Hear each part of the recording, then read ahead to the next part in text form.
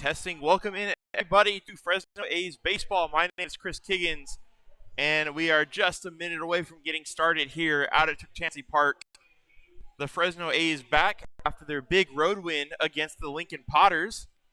They will be playing the Placer County Peloteros today for just a one-game set.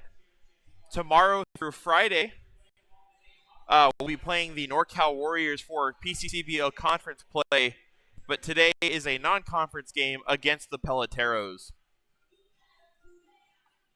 The starting pitcher for your A's today, who you'll see in just a second, he's warming up right now, is Tyler Gonzalez.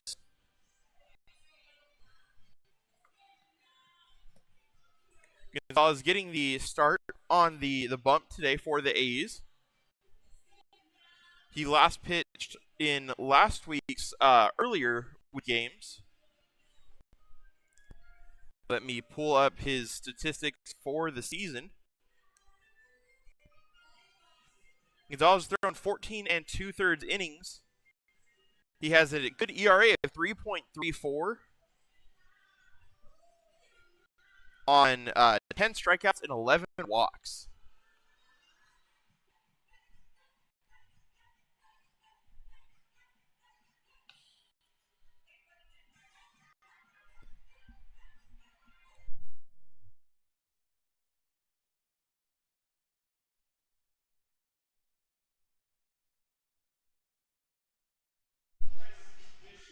As we get set here for Gonzalez's first pitch, the Peloteros leadoff hitter will be Chris Fisher.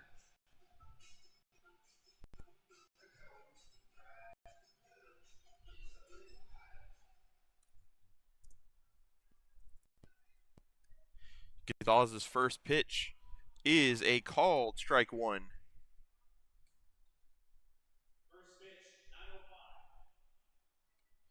First pitch today, 9:05 a.m.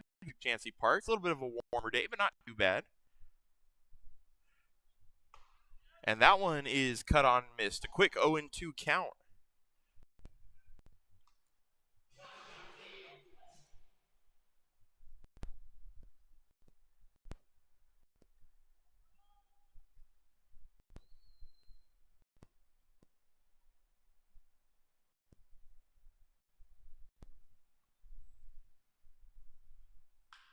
That one is tapped to third.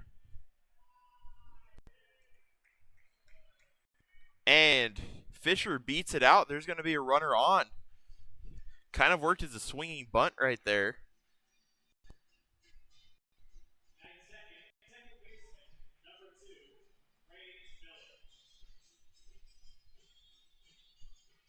And it's going to bring up Rain Miller. Miller today playing second base for the Peloteros.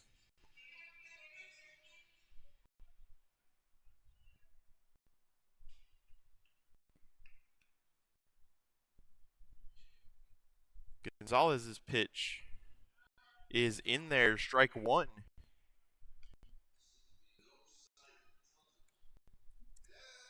As I briefly mentioned before the game, was a very good road trip, a quick one-day one up to Lincoln.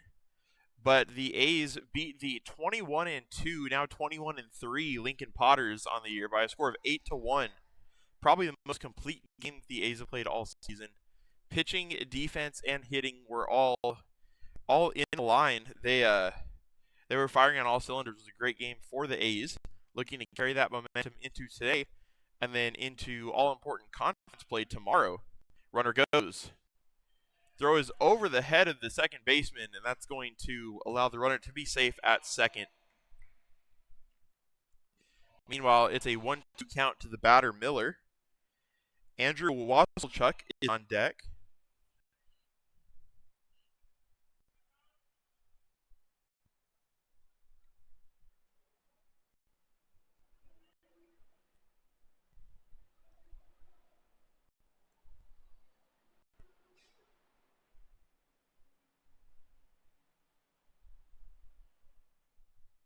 Gonzalez's pitch is called strike three. Looked like a close pitch, but the umpire gave Gonzalez the call. That's going to be the first out of the inning for the A's. on the strikeout. Can bring up Wazelchuk.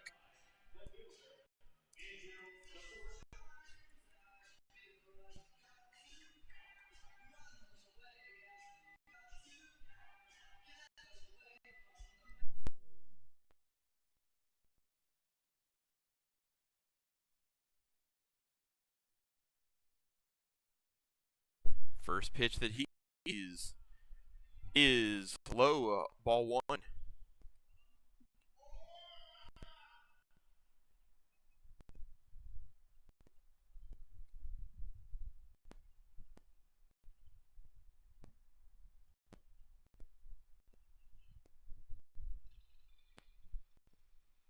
Gonzalez's second pitch is outside for ball two. So give me a chance to talk about the A's defensive alignment. Doing the catch behind the plate today for the A's is Jordan Hartley. From first to third is Grant Kinzel, Michael Gonzalez, Angel Mejia, and Landon McAnally getting his first start at third base today. As Wazelchuk takes a strike from Gonzalez. The outfield from left to right is going to be Robbie Papel, Ryan Harness, and Cole Smith. Your DH for today will be Sean Psyche.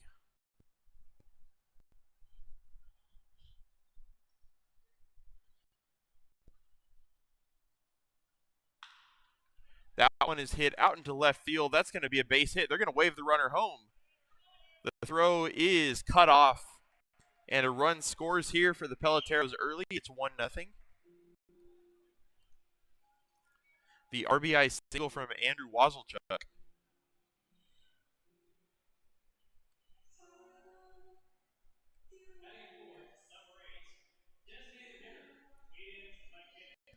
It'll bring up the Peloteros designated hitter, Aiden McKinnon, with 1 out and 1 on.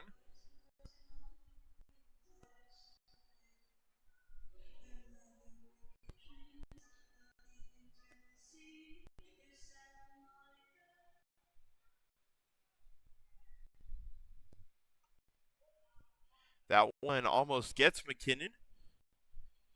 It's 1-0.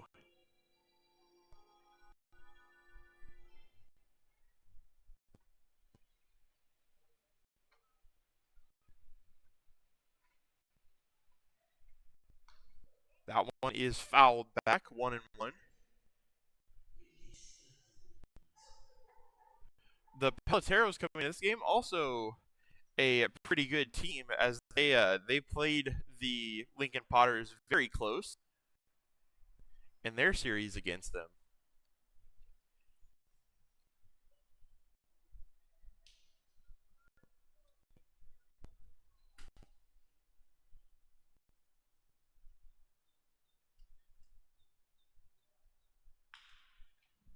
That one hit to short. The feed second is in time. Feed to first is also in time. And that's a double play to get out of the inning. However, the Peloteros do get on the board first via an RBI single from Wazelchuk. We're going to head to the A's half, the bottom of the first inning. The Peloteros are up 1-0.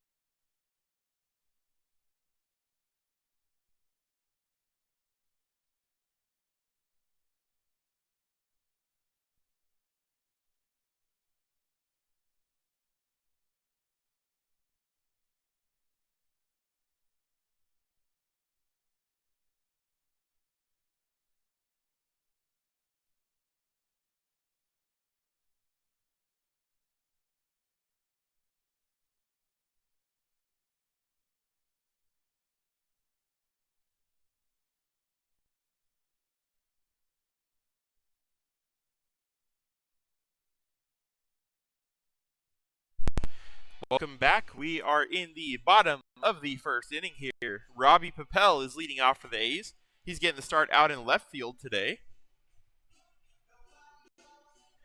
Angel Mejia and then Grant Kinzel are due up next.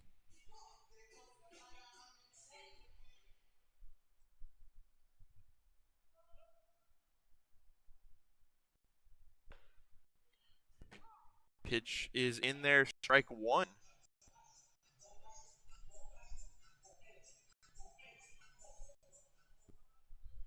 The starting pitcher for the Peloteros is going to be number 30, Luke Williams. Williams misses with his 0-1 pitch. It's now 1-1.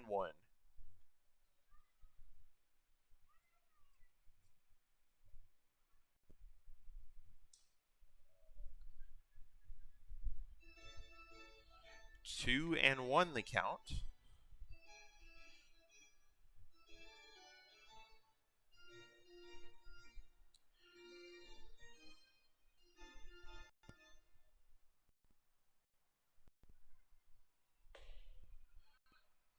That pitch is check swung, but it's called a strike. It's 2-2 to Papel.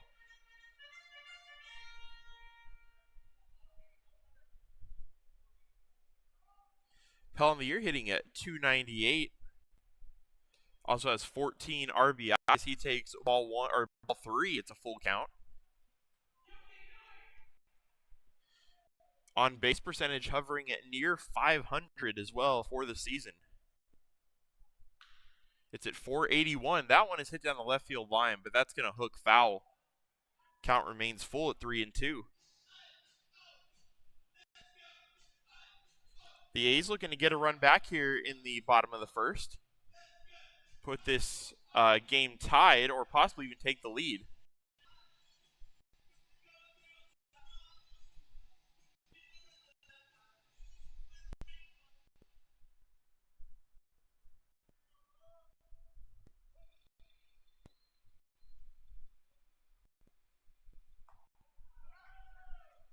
And Papel goes down on strikes for out number one. Williams able to get the strikeout, and it'll bring up Angel Mejia.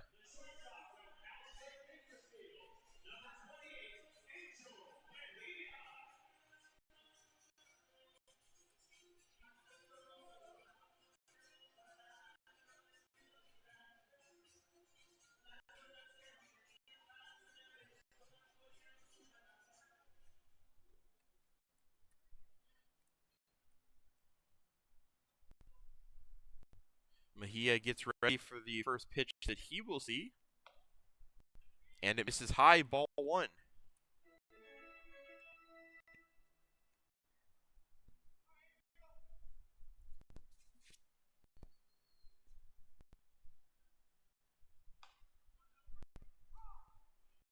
That's going to be a called strike one from Luke Williams.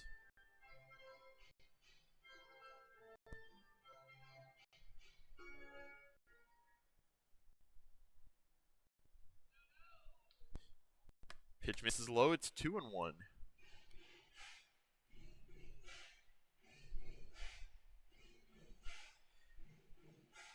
Mejia on the season hitting .333 with a .420 on base percentage. That one is just high, and he's worked himself into a 3-ball count. It's 3-1.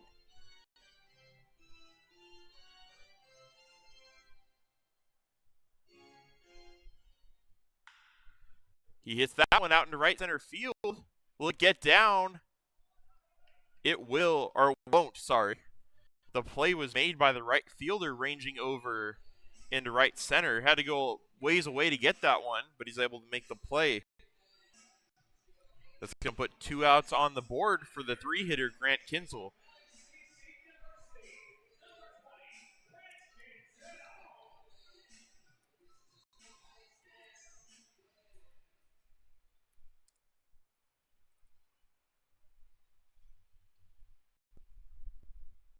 Kinzel still leads the A's in batting average at 378. Also leads the team in extra base hits with 9 doubles and 5 home runs. And the first 2 pitches to Kinzel misses outside. It's 2-0.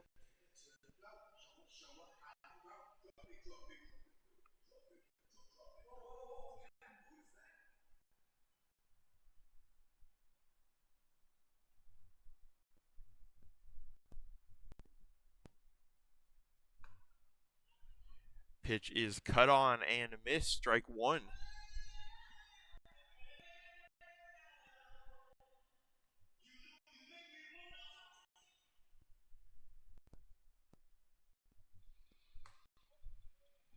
And that's the third 3-ball count of the inning. Williams has been able to work out of them, but all 3 A's hitters this inning have drawn at least a 3-ball count. That one is fouled back. It's going to get out of play behind first base. It's a full count now.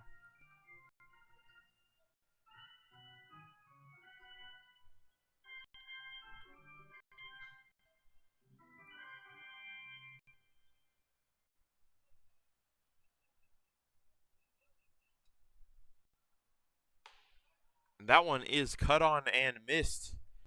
Williams, despite getting into a 3-2 count, a 3-1 count, and a 3-2 count for the last hitter, is able to retire the side in order.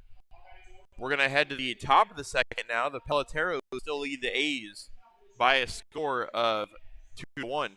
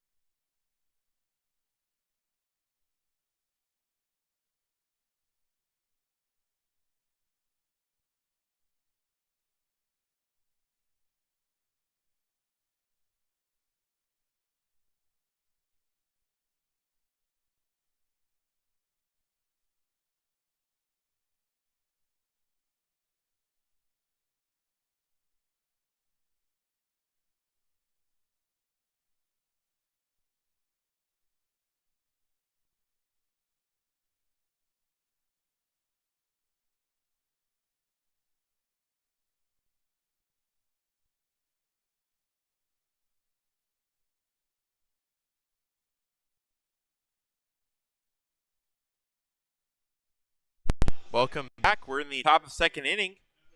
Tyler Gonzalez will now face Timothy Smith.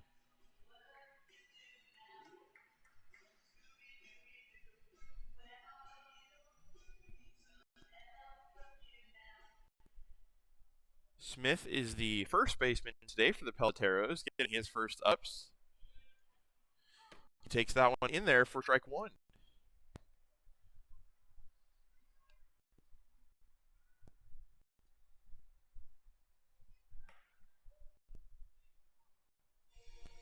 That one misses, ball 1.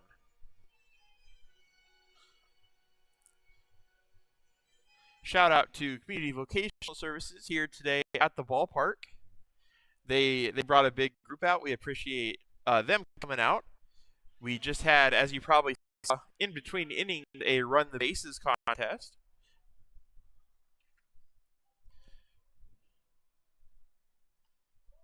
Gonzalez misses inside. The count is 3-1.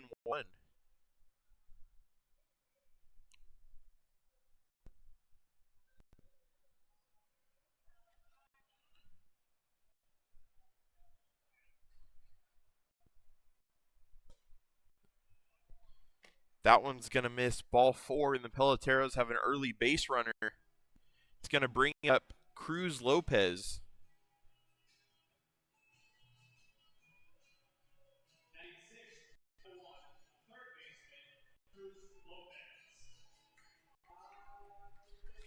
Walks are the one thing that Gonzalez has had issues with at times.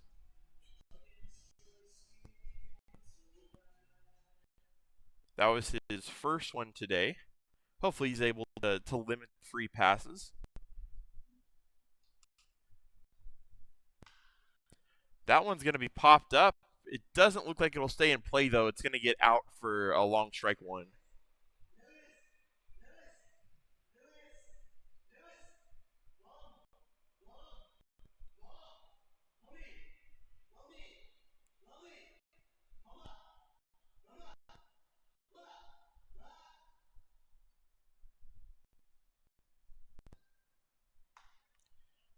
Pitch misses high, 1-1.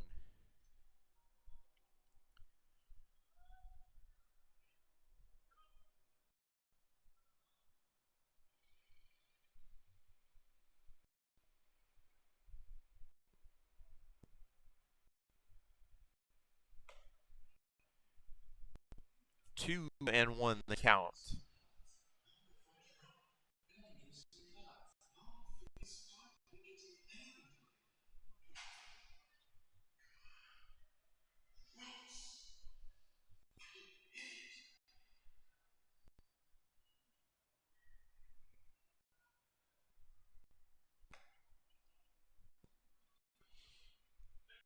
Three and one the count now from Gonzalez to.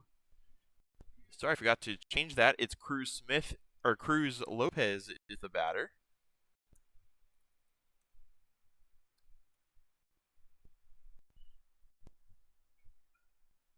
He hits with a runner on and nobody out. That one's outside for ball 4. It'll put a couple runners on.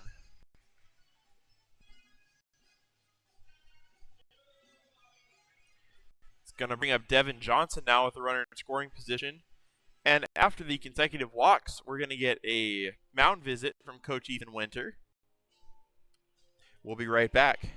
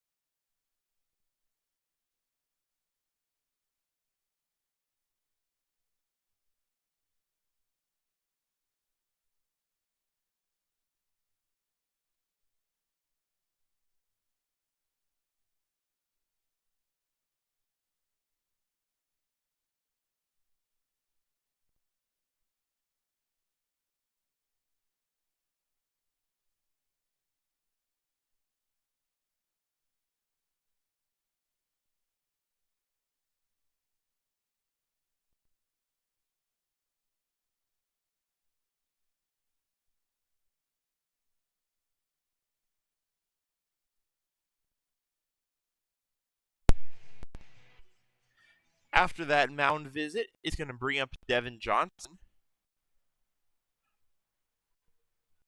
Johnson shows bunt, but he pulls back. It's a strike anyway. It's going to be 0-1. Johnson is the catcher today for the Peloteros.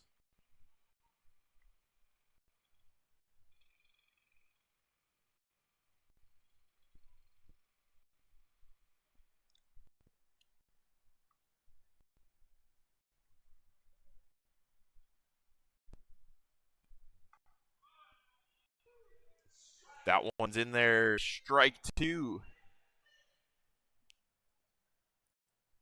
Could this be the bounce back that Gonzalez is looking for?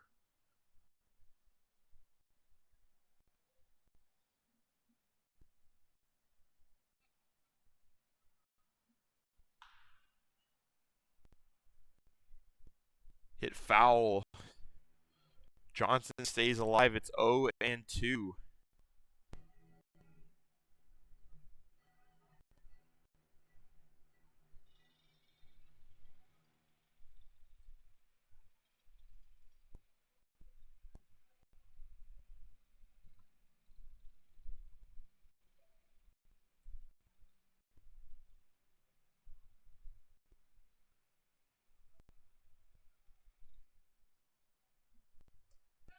And cut on and miss, strike 3. Big bounce back out from Gonzalez there. It's out number 1 with runners at first and second.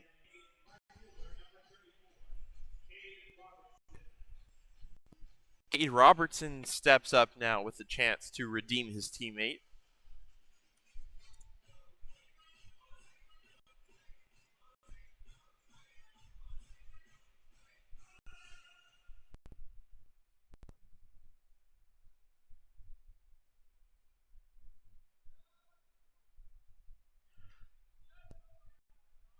He cuts and fouls it off. Robertson plays his college ball at UC Davis.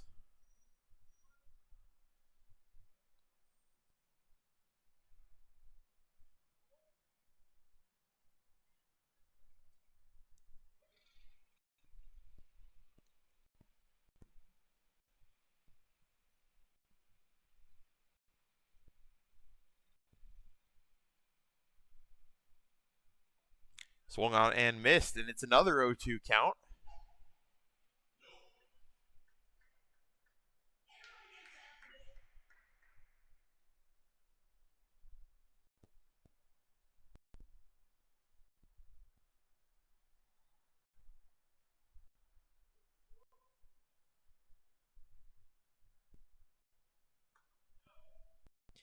And that is just outside for ball 1.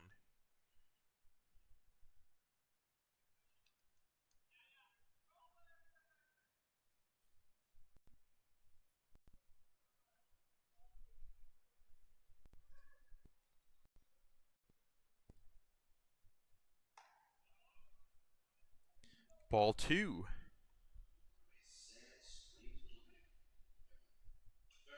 On deck is Devin Zavala. We'll see if Gonzalez can force another ground ball here, maybe hit to, or get the hitter to hit into an inning-ending double play. That one's not on the ground, but it is out of play foul.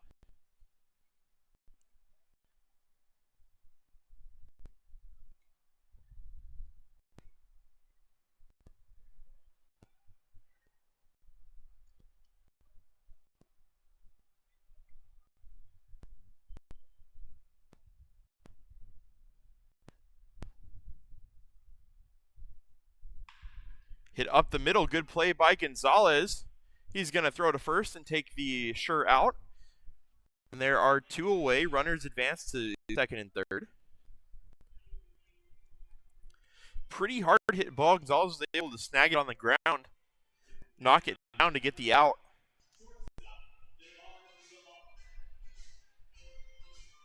And Zavala is going to be the hitter now. See if Gonzalez can work out of the leadoff walks. He's doing a pretty good job of it so far.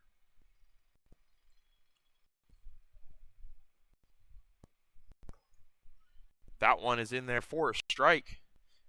And after walking the first 2 hitters of the inning, he has followed up with 3 first pitch strikes in a row.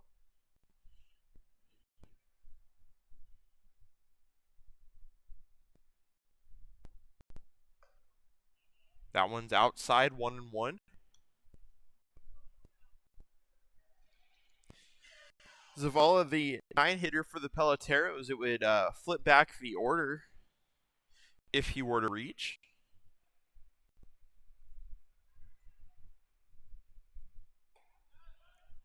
That one's cut on and missed, however, it's strike 2.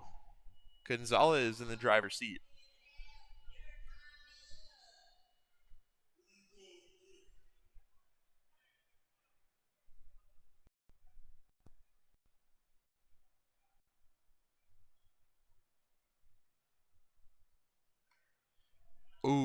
and Zavala barely gets a piece of that one. Count's going to remain 1-2. Spoiled a good strikeout pitch from Tyler Gonzalez.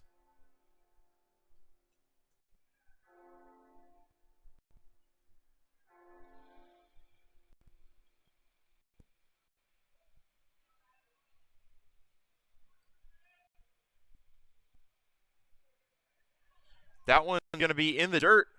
Runner coming home. And he is able to score. That's going to put the second run on the board for the Peloteros. Runner moves over to third in the meantime. Gonzalez almost got out of this one unscathed.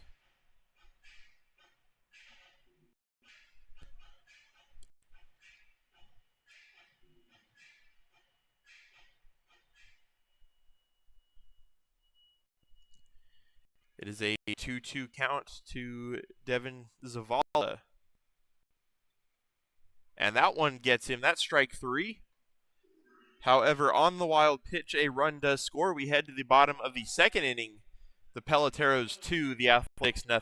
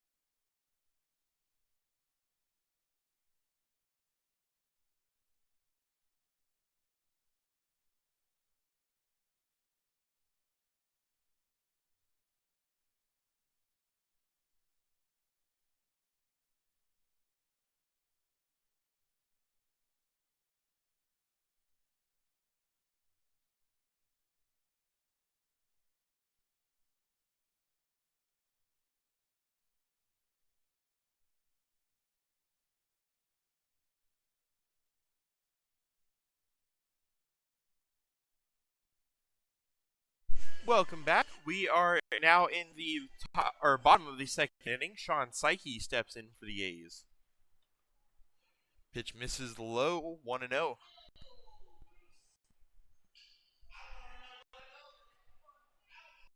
Luke Williams remains on the mound for the Peloteros.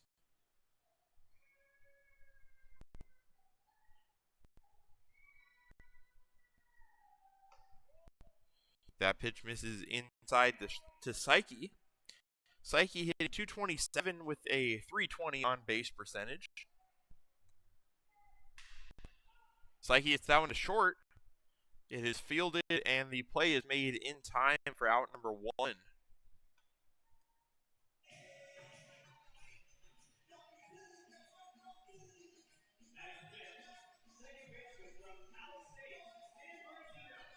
It's going to bring up Michael Gonzalez.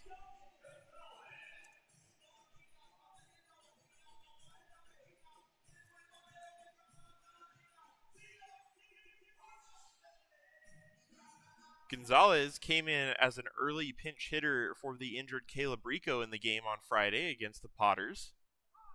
He takes strike 1 here. I don't have official injury news on Caleb Rico, but I did hear that the injury wasn't too serious, so he still may miss some time. He's not in the lineup today, but it doesn't seem nearly as bad as it could have been. So that's good news. Gonzalez takes outside. It's 1-1.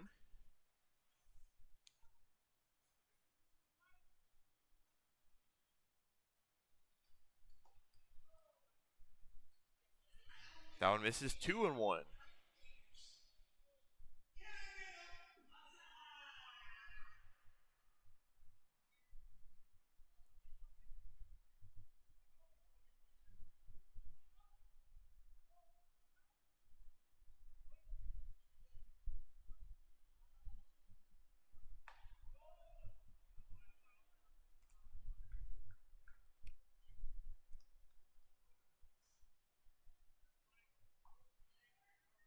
Gonzalez readies in the 3-1 count. And that one's going to miss. The 4-1 count of the day for Williams is the first walk. He's going to put Gonzalez on with one away, bringing up the catcher Hartley.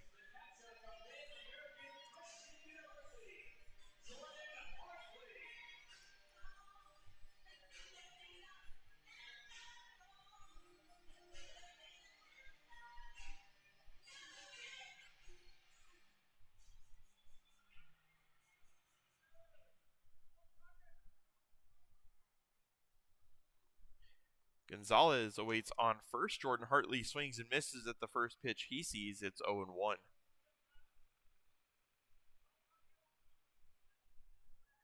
Hartley, a .262 hitter with a .456 on base percentage. Of course, also has a home run on the season. That one's in there, strike 2.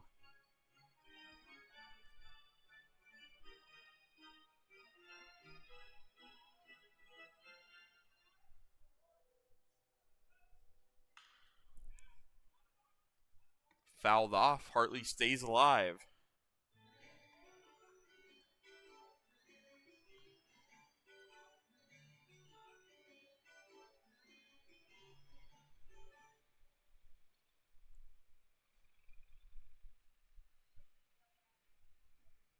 Count remains 0-2, 1 out, 1 on.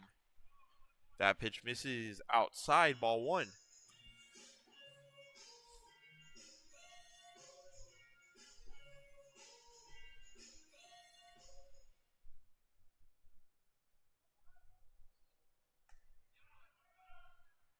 Runner goes.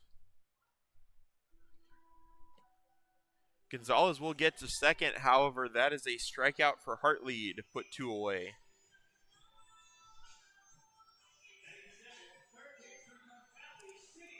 It's going to bring up Landon McAnally.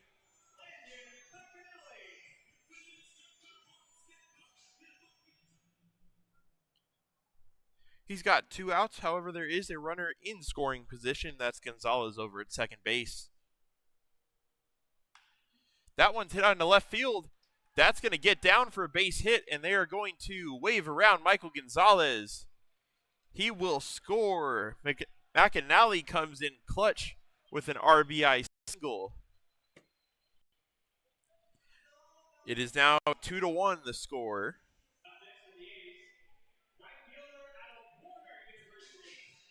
Good piece of hitting from McAnally. First pitch he sees, takes it the other way, and is able to get the run across. Cole Smith is going to step in now.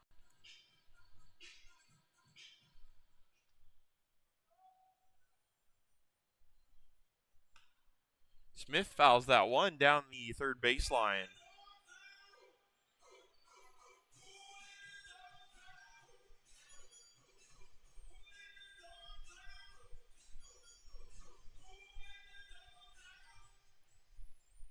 Cole Smith hitting it at .242 on the season. They check on McAnally at first base.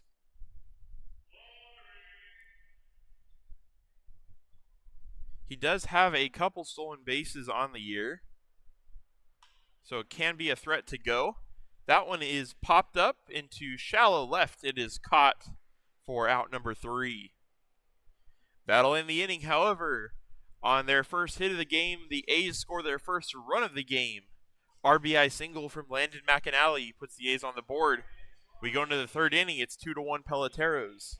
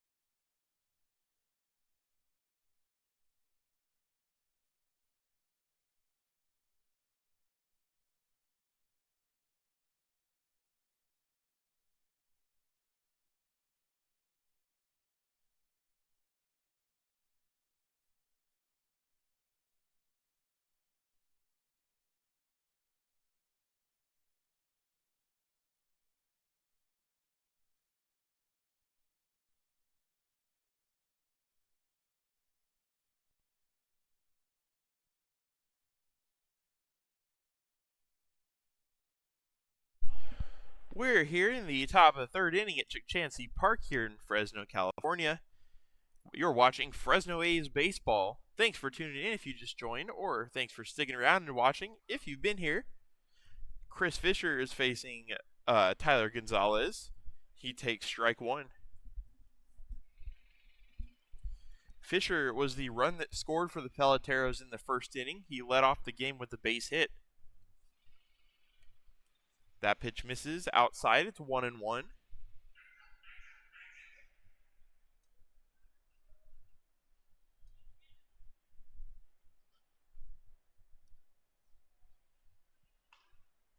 That ball's hit back to Gonzalez. The feed to Kinzel at first is in time for out number one. Second out that Gonzalez is fielded today. Getting some defensive work on the pitcher's mound.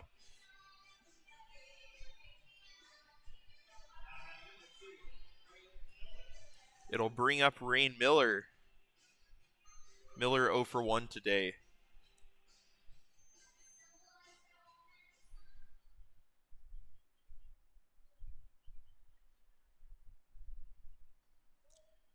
Breaking ball just misses for ball one.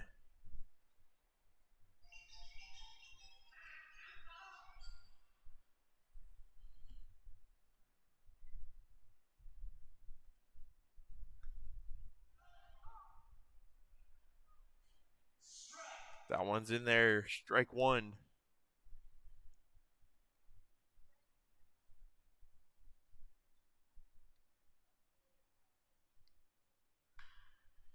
Hits foul down the third baseline. Nice play by the Peloteros third base coach. Counts 1-2.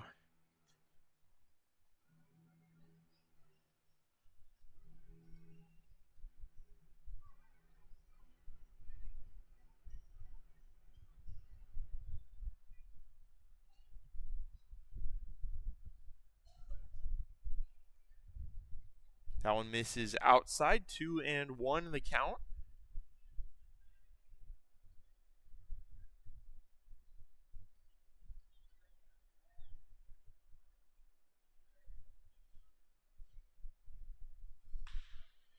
That one's hit out to right center field. That's going to get down for a base hit, maybe a couple bases.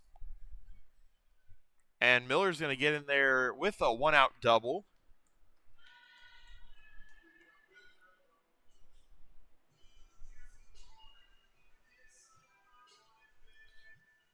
That'll be the third hit of the game for the Peloteros. It's going to bring up Wazelchuk, who had the RBI that drove in Fisher in the first inning. Gonzalez looking to see if he can keep another RBI off the board for Wazelchuk. There's a runner on second and one away.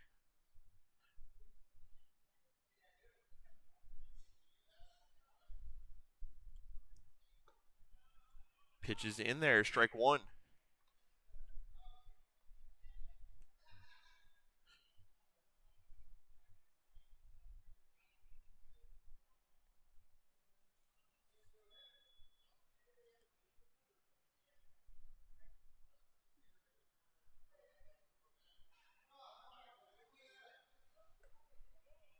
That one misses, 1-1 the count.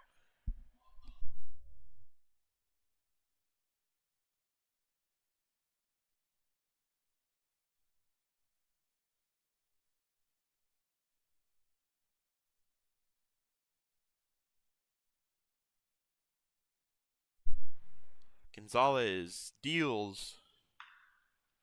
That one is hit out into left field. That's going to get down for a base hit. However, hit a little too hard to score the run, and right at Papel. It's going to be runners at the corners now with one away. Wazelchuk 2 for 2 on the day.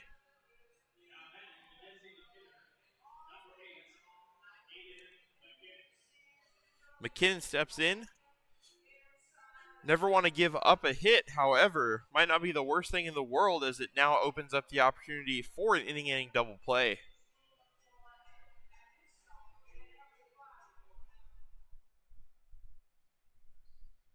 With just a runner on second, that's kind of difficult to do, but a runner at first makes it a lot easier. As the first pitch to McKinnon misses, it's 1-0.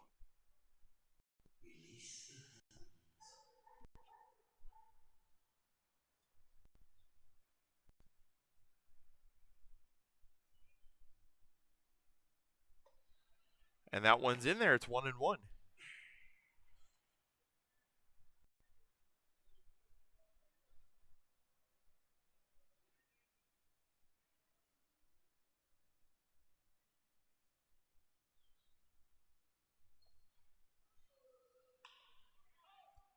That one is popped into shallow center field. We'll see if it'll be deep enough to score the run. Runner's going to tag. The throw from Harness is on line, but just a little bit late. That's going to be a sac fly for McKinnon. And the Peloteros go back up by 2. It's a 3-1 ball game.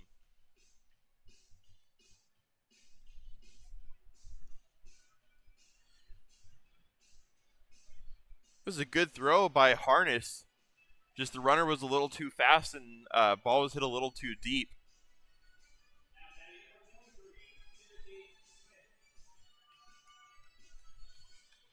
Timothy Smith is going to step in now with 2 down.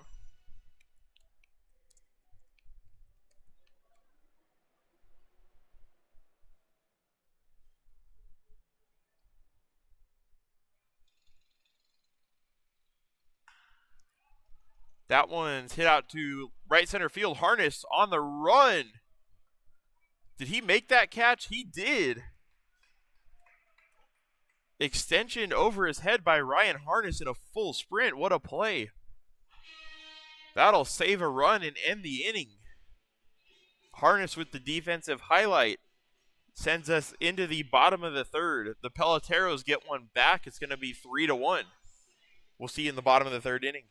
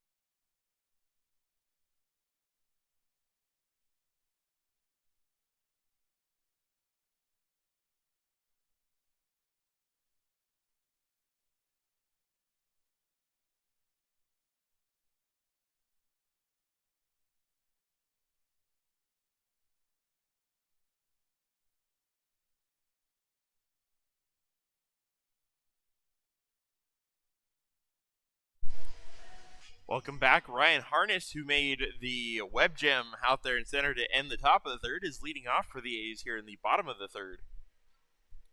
Harness takes a strike from Williams.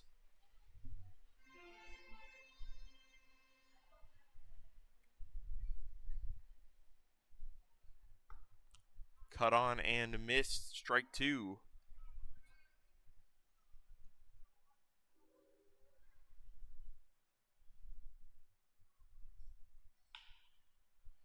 Ball is hit out into right field. Just foul over the A's bullpen.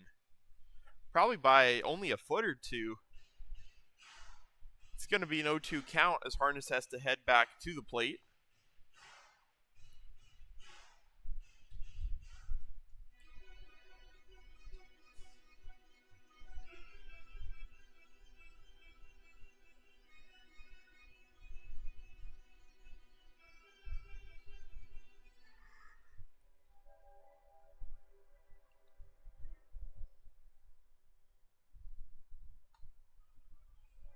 That one misses outside, 1-2.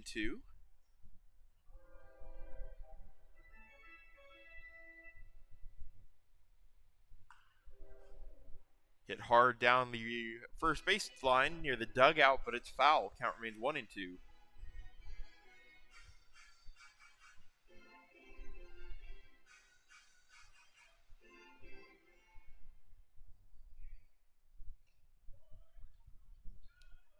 Pitch misses to even up the count. 2 balls and 2 strikes.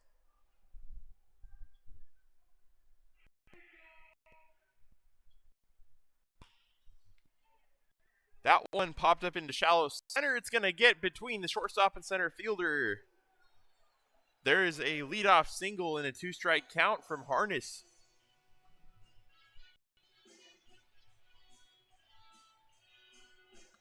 And he gets on for the leadoff hitter, Robbie Papel.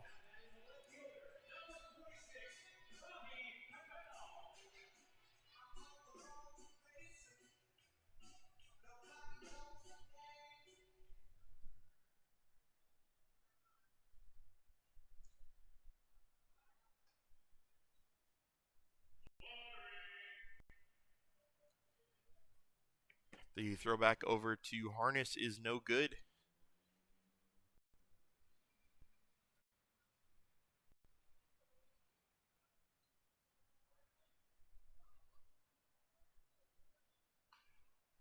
Harness does have a stolen base. That one's going to be hit to just in front of the catcher. And Papel will be retired for out number 1. It'll move Harness over to second. Runner in scoring position, less than 2 outs for Angel Mejia. Mejia is 0 for 1 today. Looking to change that and get in the hit column in a big way.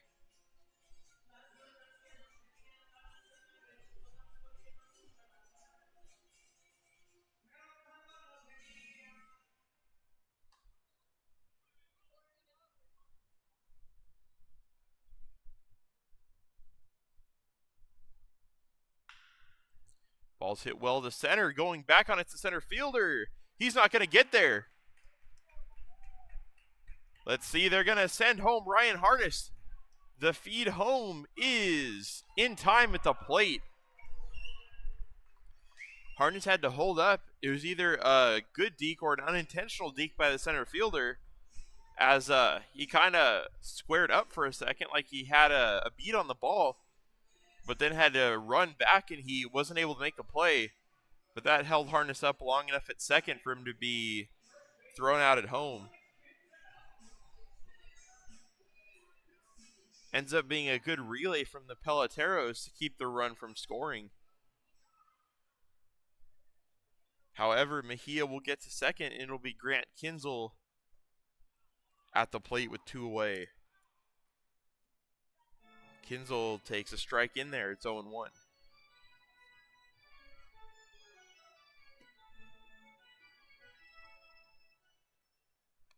Whoa, my runs just left. There we go. It's 3-1. Kinzel takes ball 1.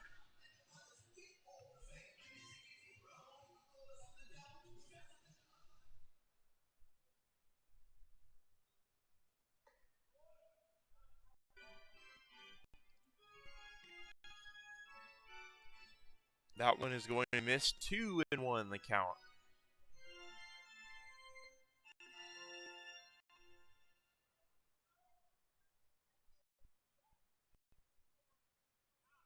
Cut on a miss, strike 2.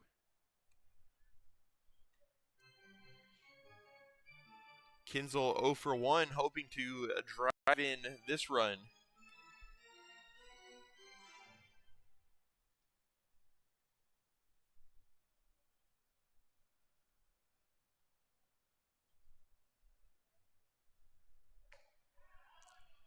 And that is cut on a miss, strike 3. The A's threaten but are unable to score. We head to the top of the 4th inning now. Peloteros 3, your Fresno A's 1.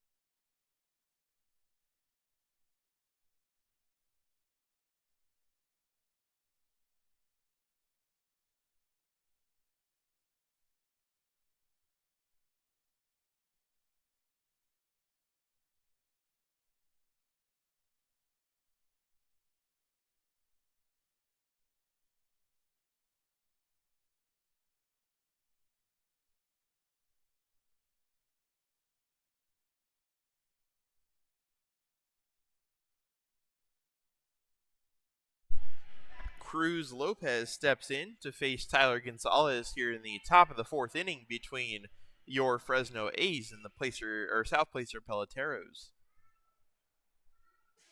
The Peloteros lead this one 3-1 as Gonzalez fires a strike in there.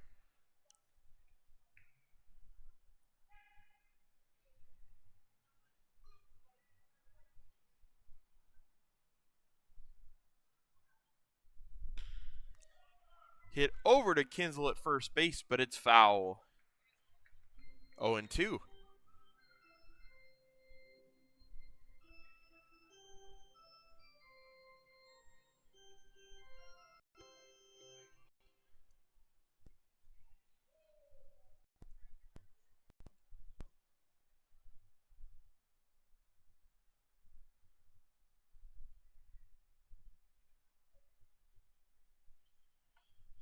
The 0-2 pitch is hit out to second. Good play by Gonzalez. The feed is in time to first for out number 1.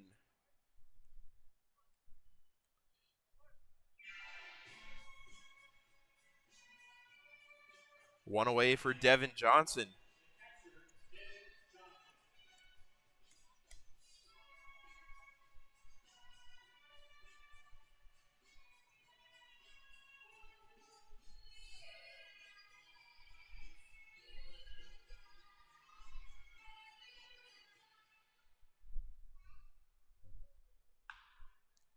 Johnson hits that one. Foul.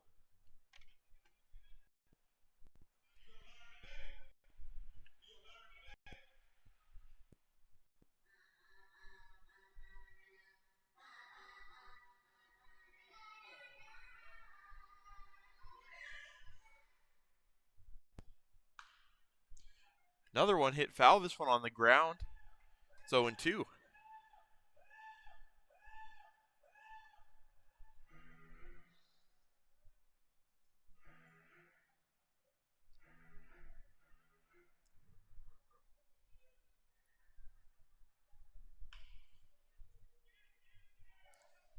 Another one hit foul. That's 3 in a row. Count remains 0-2 to Johnson.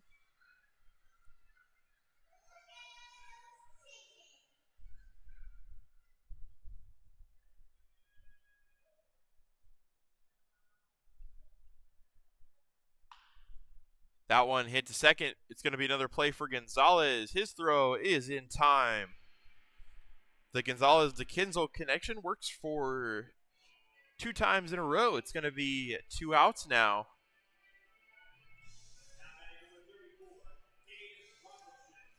Cade Robertson is going to step back in.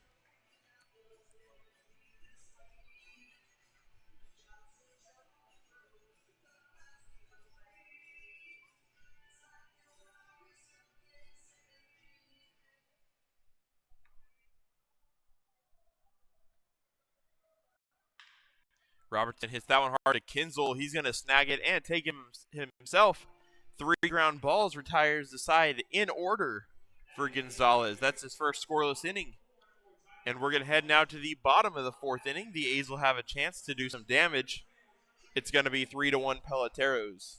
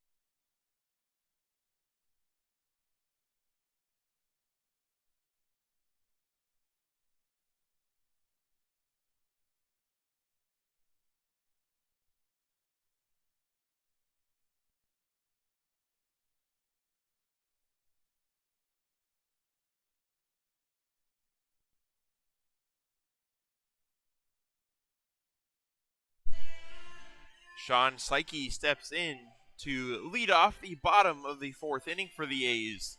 Psyche 0 for 1 today.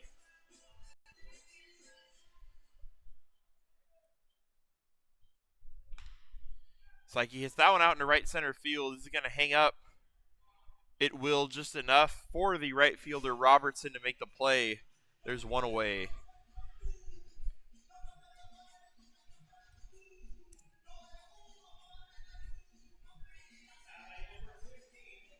Stepping in now is Michael Gonzalez, who drew a walk his first time to the plate.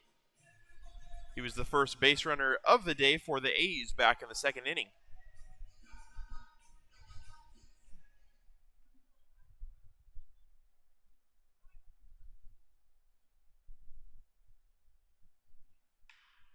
That one fouled hard down the right field line, out of play.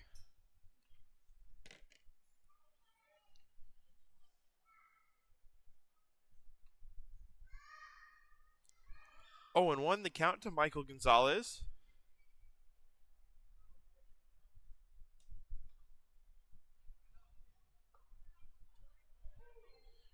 That one's in there, strike two.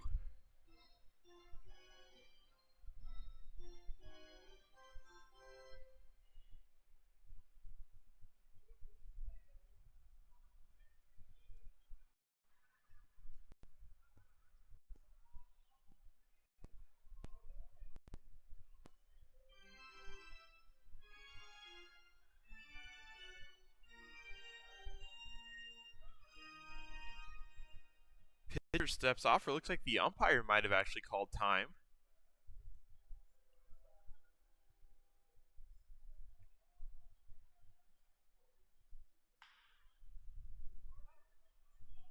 That one is foul back. Count will remain 0-2.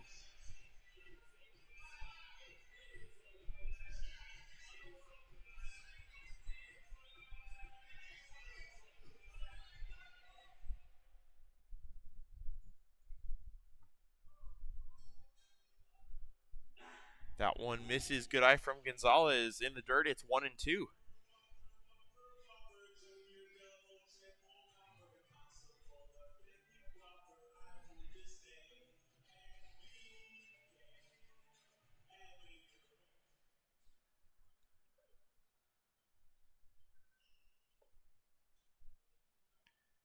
Pitch misses low again. It's 2-2.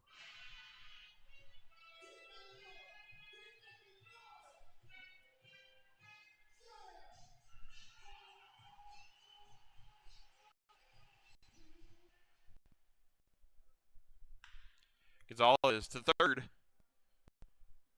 The throw is just in time for out number two, rather. It's going to bring up Jordan Hartley.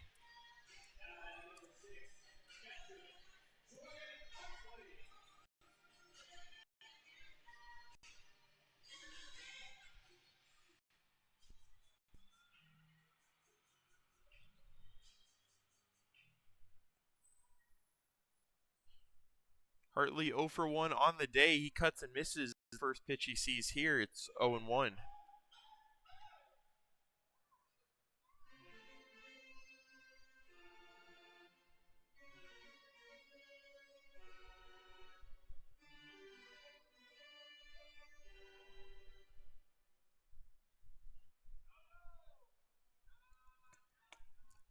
That one's a low. He does not go. It's 1-1.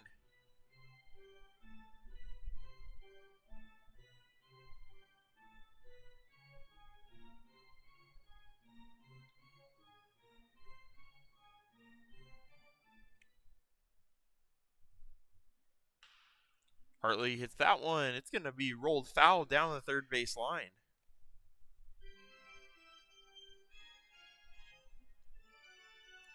Hartley in a 2-strike count now, looking to get on for the first runner of the inning for the A's with 2 down. Trying to spark a rally.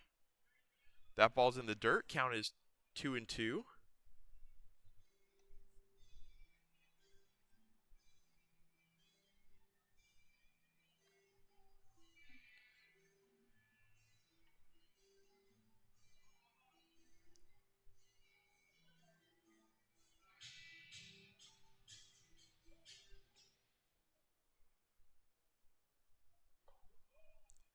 And that one's low.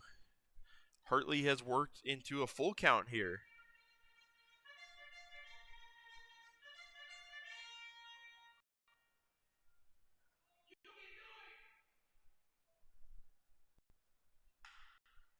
And he hits that one well out into right field.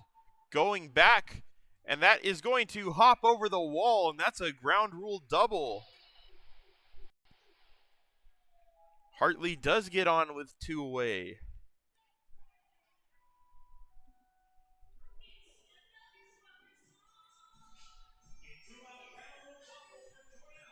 And that will bring up the Fresno A, who had their first RBI of the game. Looking for a second, it's Landon McAnally.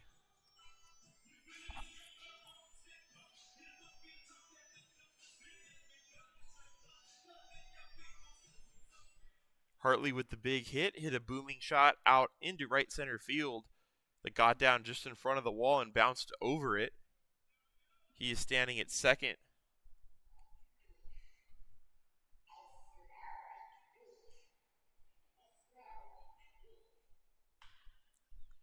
That one hit down the left field line, but foul. Looked like almost a similar approach to McAnally's first base hit, the RBI single. But that one just gets out of play, foul.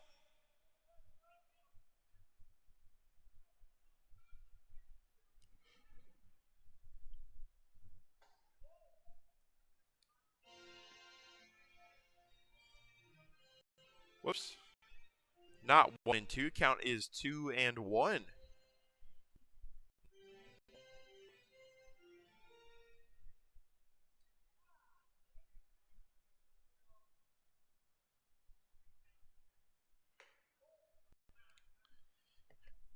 That one's low, 3-1. Can McAnally keep the line moving now?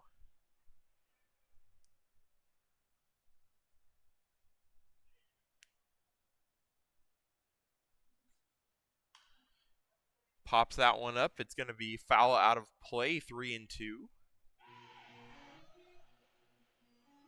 Last two hitters have made Luke Williams have to work to get out of this inning.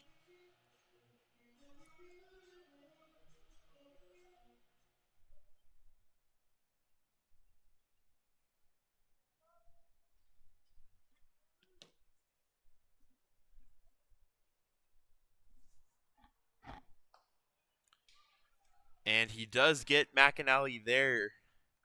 That will retire the side. The 2-out double from Hartley ends up not mattering too much as we're going to head to the top of the 5th inning. The score is still 3-1 Peloteros over the A's.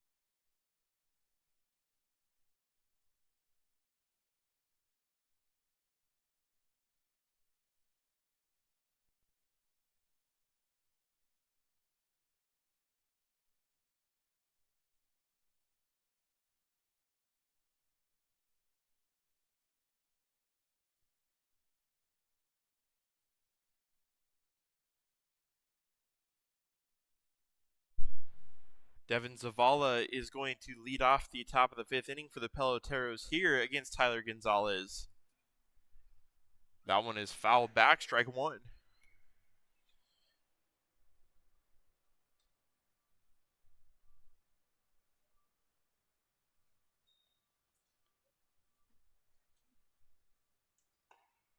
And that one's in there. It's a quick 0-2 from Gonzalez. Gonzalez was able to retire the side in order in the 4th.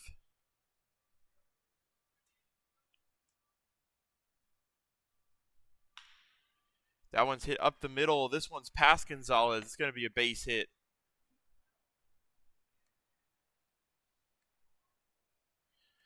Zavala's now 1 for 2. It's going to bring up the leadoff hitter, Chris Fisher. Fisher also 1 for 2 on the day, has a single, and it was retired in his last time up.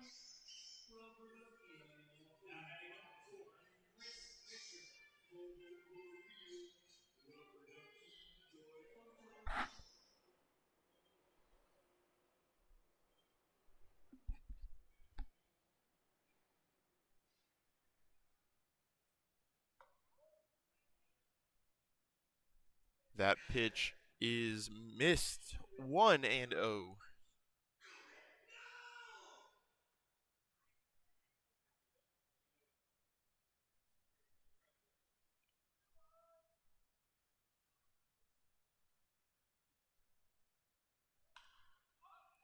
That one popped way up. It's going to be out of play, 1-1.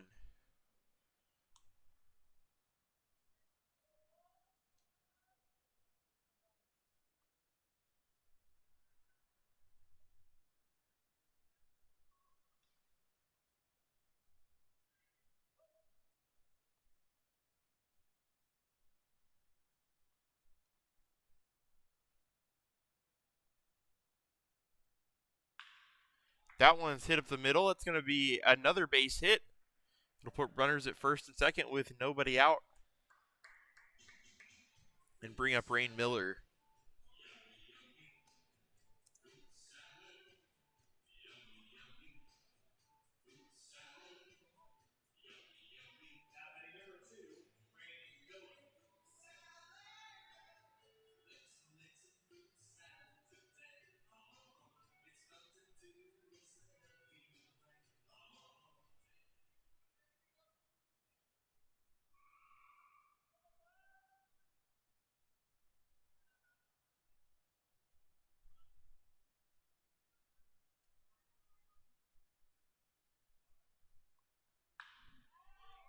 And is hit well into left field.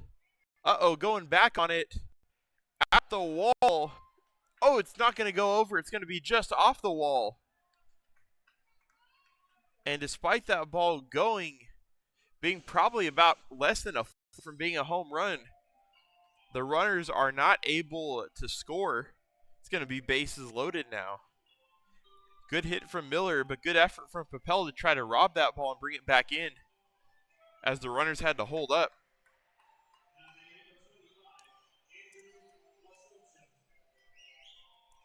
Wazelchuk is going to step in now with the bases loaded. Despite the slight break for the A's, they are still in a bit of trouble here. And we're going to get a quick mound visit from Coach Winter, as this is a very important situation here. Bases loaded, nobody out, with the heart of the order coming up for the Peloteros. We'll see what Gonzalez and the A's can do when we come back.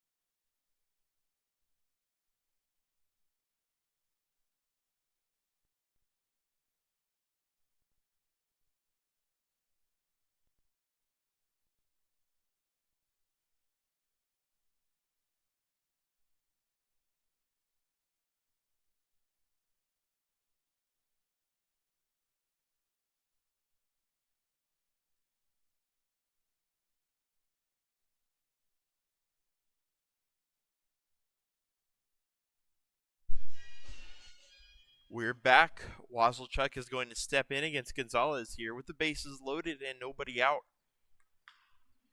He hits that one to third. McAnally coming home. Oh, but the throw is low. And that is going to allow the run to score. That'll go down as likely a throwing error, as he kind of skipped that ball to Hartley at home. and that will allow the run to score. It's 4-1 Peloteros.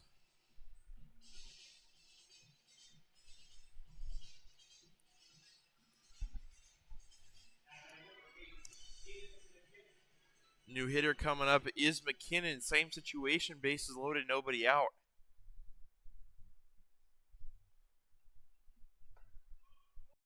That one looked like it was going to be in there. However, it's called a ball. It's 1-0.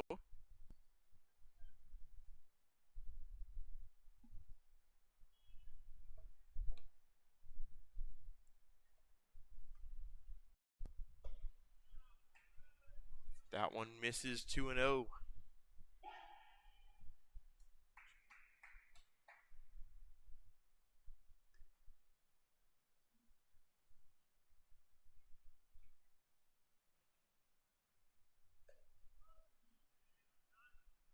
Outside should be a 3-0 count.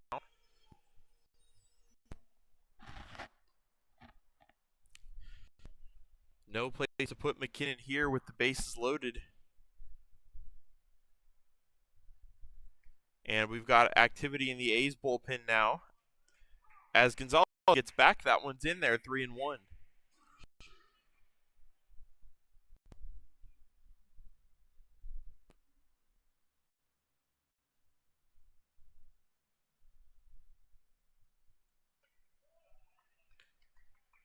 McKinnon takes ball 4.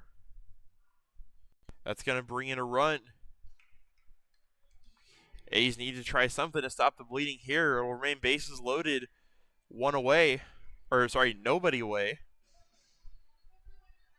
He's going to bring up Timothy Smith. And looks like we might be getting a pitching change here as Coach Oscar Hinojosa comes out to the mound. We'll get who that is for you when we get back.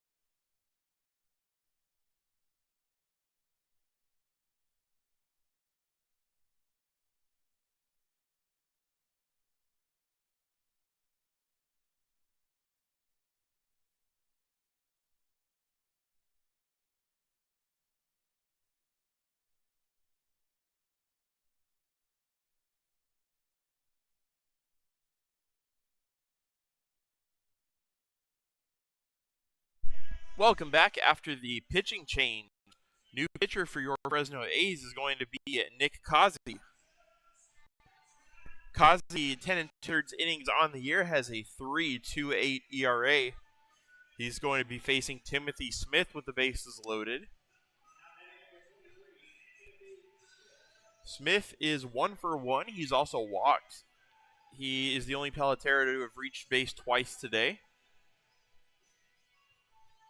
Well, now Walzachuk has as well, but in their first 2 plate appearances.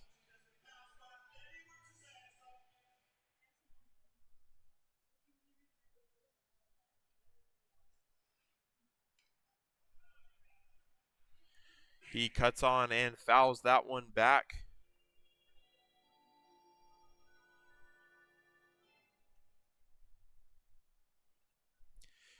Nick Kazi, playing his college ball, pitched at Oklahoma Baptist University this year.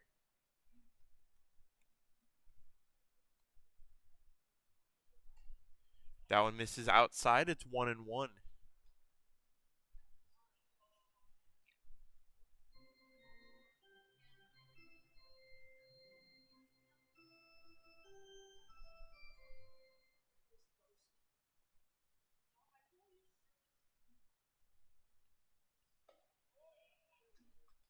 Pitch, whoa, not 3-1. Pitch misses low. It's 2-1.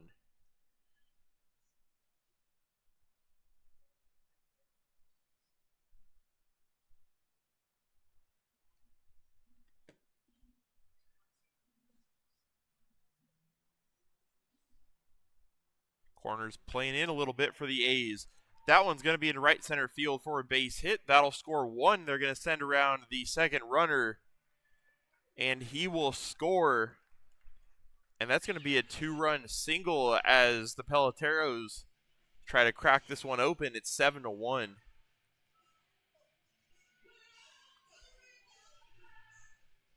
Still nobody out here. 4 runs have scored in the inning.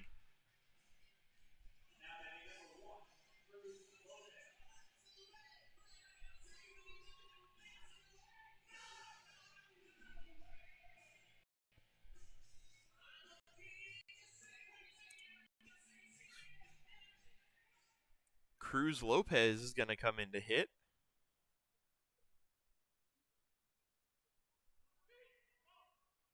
That one misses low. Good job by Hartley to keep it in front of him. That is going to get the runner to second on the stolen base, however.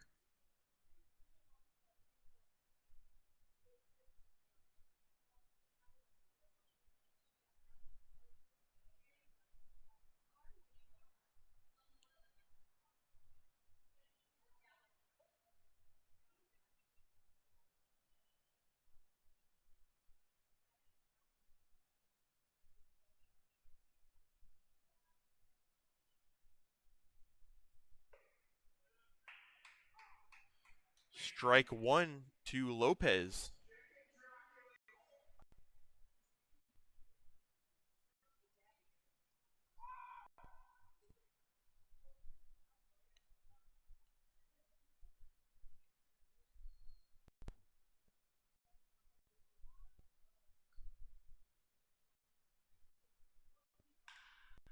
That one is hit into center field. Harness is going back on it. He'll make the play. Runner coming in from third to score. It's going to be a sac fly for Lopez. Peloteros get their 8th run of the game. It's 8-1.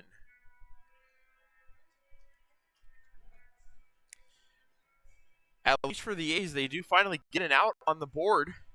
It's one away with a runner at third as that runner also advances. It's going to be Devin Johnson hitting now.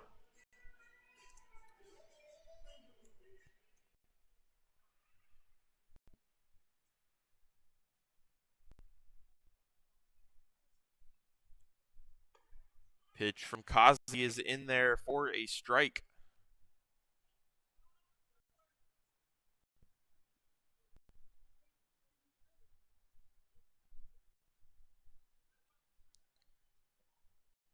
Devin Johnson today 0 for 2.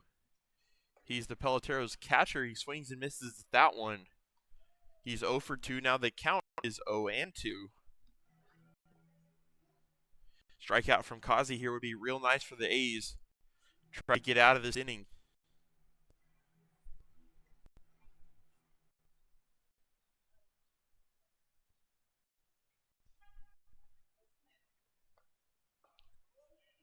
That one misses just low. It looked like a off-speed pitch, maybe a breaking ball. It's going to be 1-2.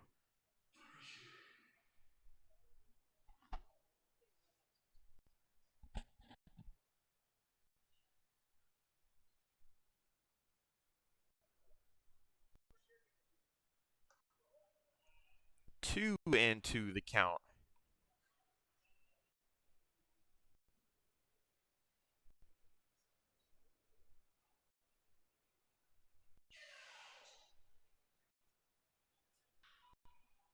Looks like we... Okay, I think we're back in it. Sorry about that. Looks like we had a disconnection. Had that occasionally this season, but looks like we're back in now. Let me check the stream. Hopefully we're good to go.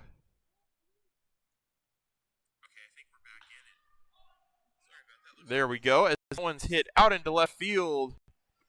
That one's gone, and Devin Johnson goes from 0 for 2. He now has a home run. And that's going to be the 9th and 10th runs of the game on the 2-run shot from Devin Johnson. Looks like that ball carried a bit. Not much wind here, but off the bat, didn't think it was going to go that far, but it got up into the bleachers out and left.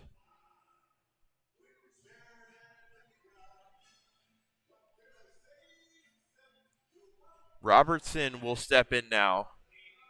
And this is already a 7-run inning for the Peloteros. This has been worst case scenario for the A's here in the top of the 5th. That one is in there for a strike.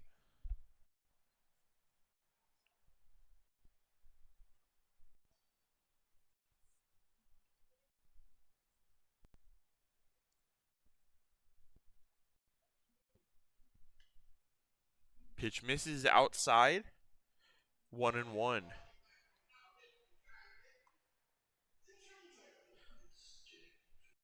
No one in the A's bullpen now with 1 out and nobody on. So it looks like this will be Kazi's inning.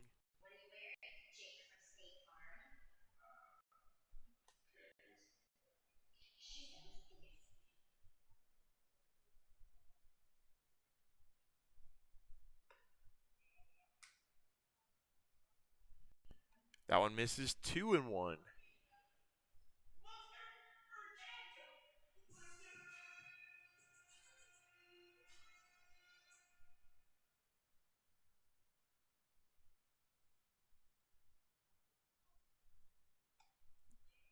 Three and 1 the count now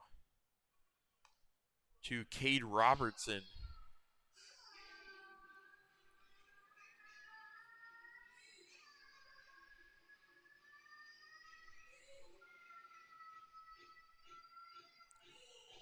Robertson today is 0 for 2.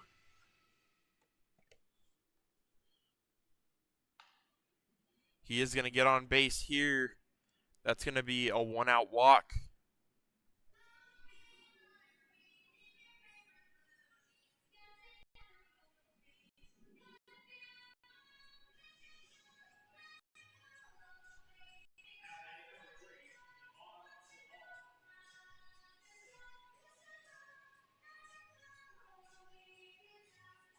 And it looks like Eli Gray, the A's catcher, is walking out to the bullpen.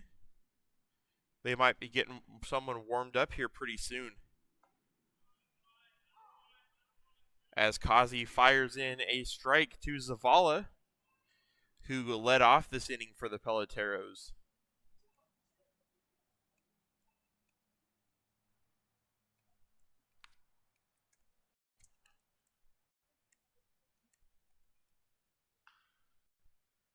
Foul back, 0-2.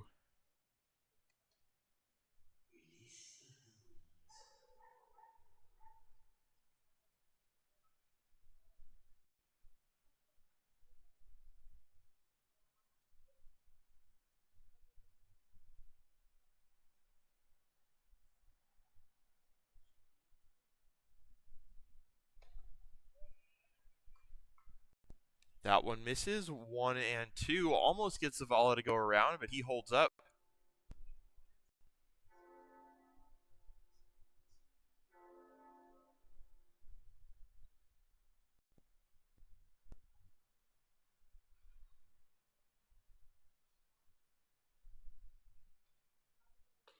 Cut on and missed, and Kazi gets the strikeout.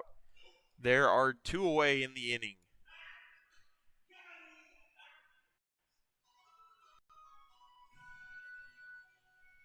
It's going to bring in, looks like it'll be the leadoff hitter, Chris Fisher.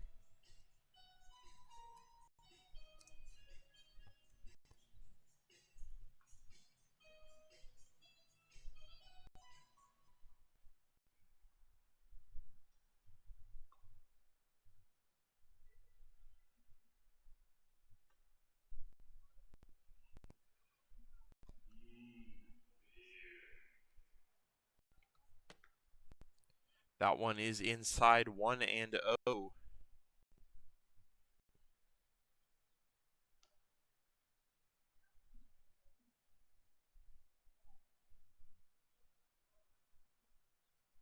Kazi's pitch. And it is popped up into shallow right field. Cole Smith has it for out number 3. The A's are able to get out of the inning. However, big number put up on the board by the Peloteros. It was a 7-run inning. We're going to head to the bottom of the 5th. The Peloteros are up over the A's. It's a score of 10-1 now.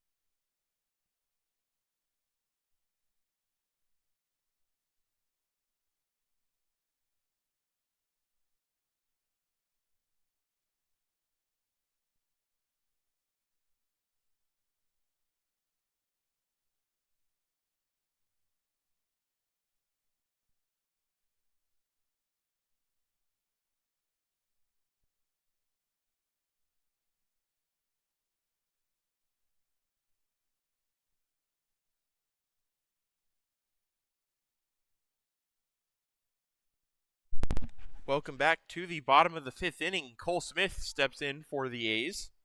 Smith is 0 for 1 on the day.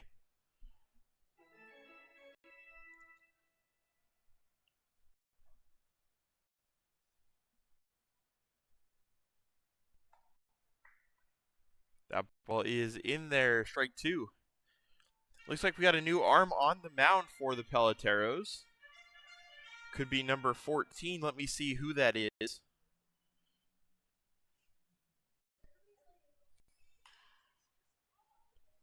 Tyler Thompson is the pitcher. Cole Smith pops that one up into third base, almost dropped. However, it will get in the glove of the third baseman for out number 1.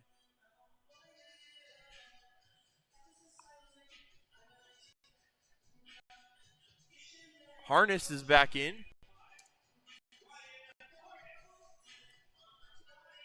Ryan Harness back in the The second inning, or no, sorry, the third inning had a leadoff single. He's 1 for 1. That one misses away.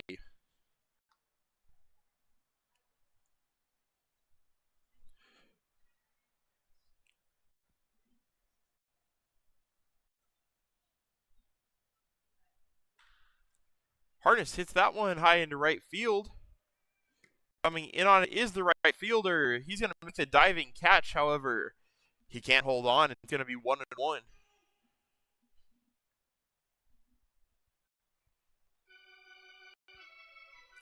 Wasn't necessarily a diving catch as he wasn't able to catch it, more of a diving attempt.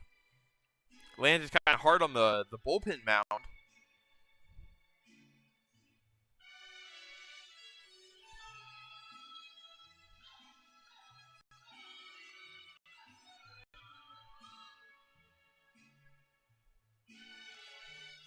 Harness is going to step back into the plate with an even count. It's 1-1.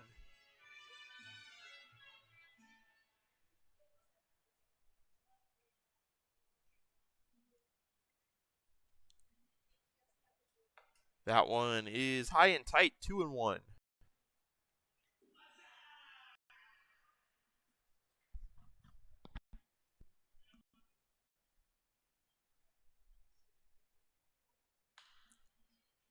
That one popped up. It's going to be foul, 2-2.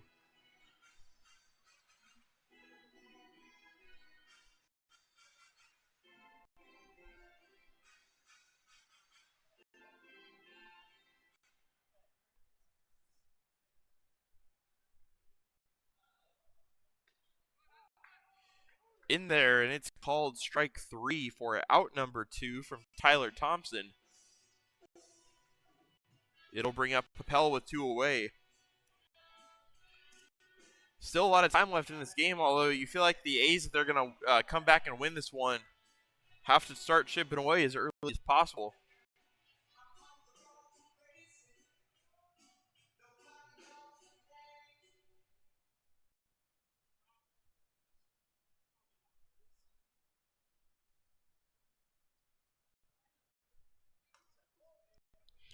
Papel takes that pitch outside.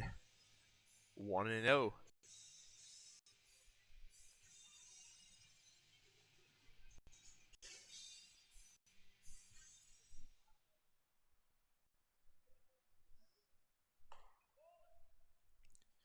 Misses ball 2. Papel looking to get on for the first time today.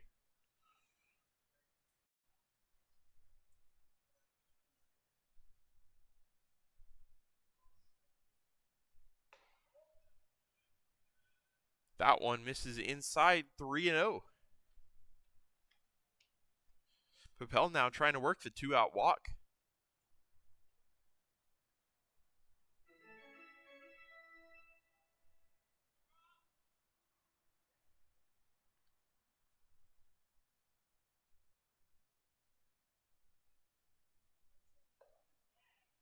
And he'll take it. That's a 4-pitch walk to the A's leadoff hitter, Robbie Papel.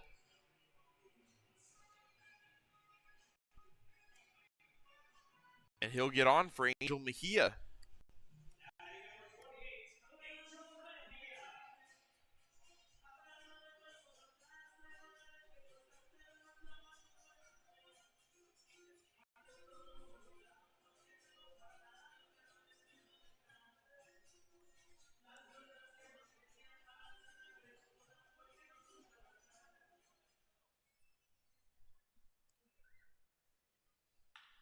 Mejia hits that one pretty well in the left field. We'll see if it'll get down in the corner. Ooh, I don't know if you could see that over there. It was behind the corner where the bleachers jut out a little bit. Looks like the left fielder ran into the wall trying to make the play. The ball gets down in foul territory. It's going to be 0-1. Hopefully he's okay back there after taking a tumble into the wall.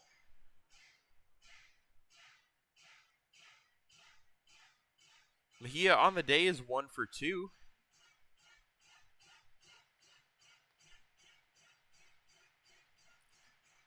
And we know Papel at first can steal a bag. Wouldn't be surprised if we see him try to get to second to give Mejia an RBI opportunity. Papel gets his lead. He does not go here. It's going to be 0-2 after the called strike.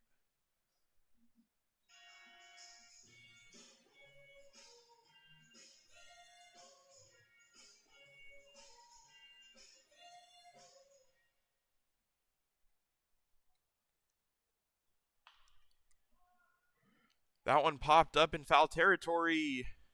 It's going to be the first baseman making the catch, and that'll be out number 3. We're going to head into inning number 6. Unfortunately, the A's don't get a runner across. It's going to be 10-1.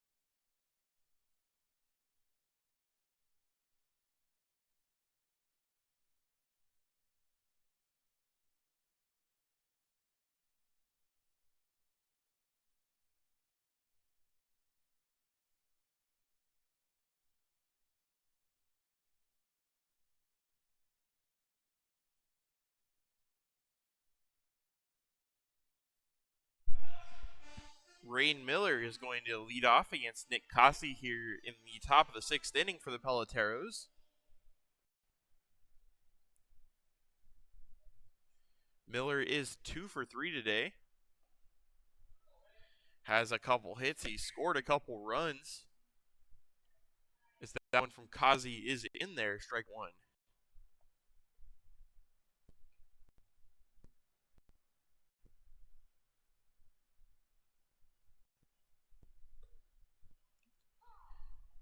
Pitches in there, strike 2.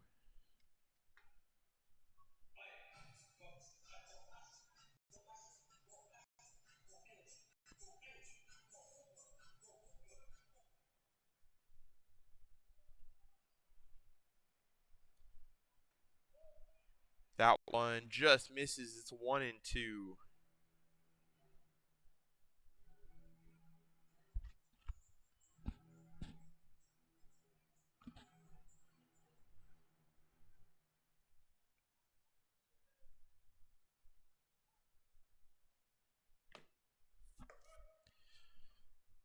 That one misses high. 2-2 the count.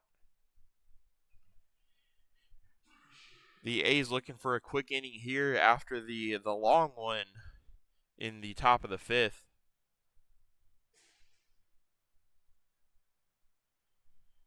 A's also have a new pitcher warming up in the bullpen, but first this one is popped up into the infield. It's going to be McAnally get under it. Oh! And he cannot make the play. Bounces out of the glove of Landon McAnally. That's going to put a runner on the E5.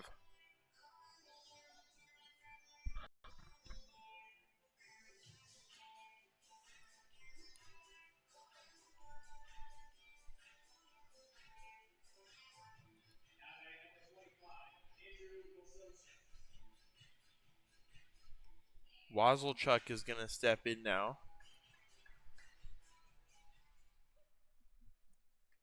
As after the error, we'll see if the A's can get back on track.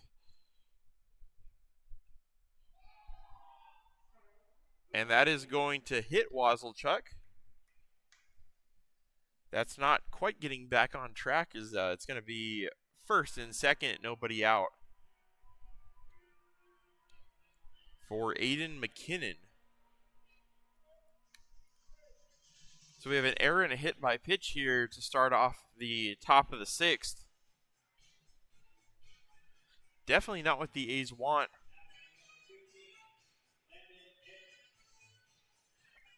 And it looks like we're going to get a pinch hitter for McKinnon.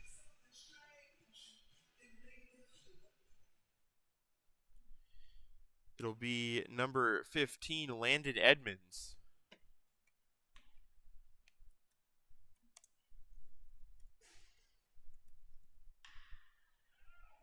Edmonds hits that one to second. Mejia going to take it himself and make the play. And then just like that, there are 2 outs.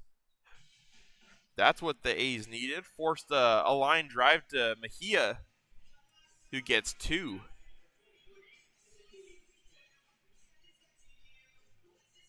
That'll put a runner on first with nobody, or with 2 outs. Timothy Smith will step in still.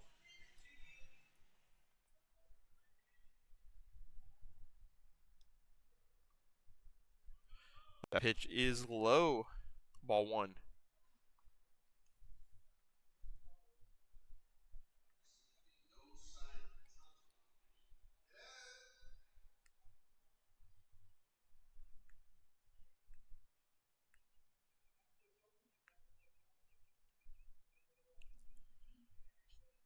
Kazi's 1-0 pitch to Timothy Smith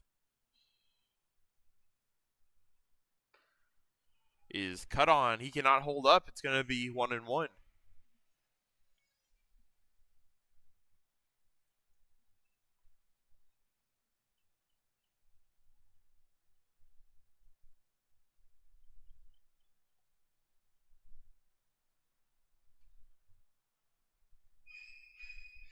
Throw back over to first, not in time.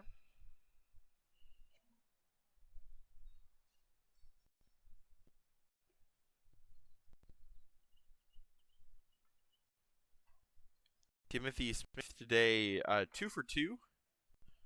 He's also walked. That one's going to be fouled off. It's 1-2 the count. These Peloteros hitters have been very good at putting the ball in play.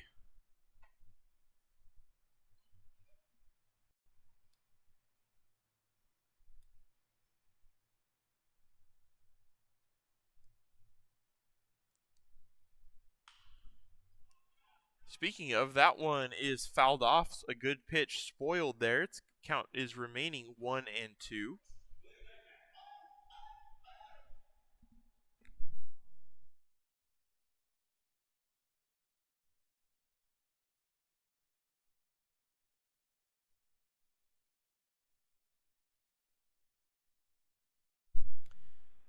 Kazi deals. That one is foul tipped into the catcher's glove for strike 3. And good work from Nick Kazi. Working around some trouble on the bases, gets a double play and a strikeout to end the inning. It's scoreless. The A's go into the bottom of the 6th. Score is 10-1 Peloteros.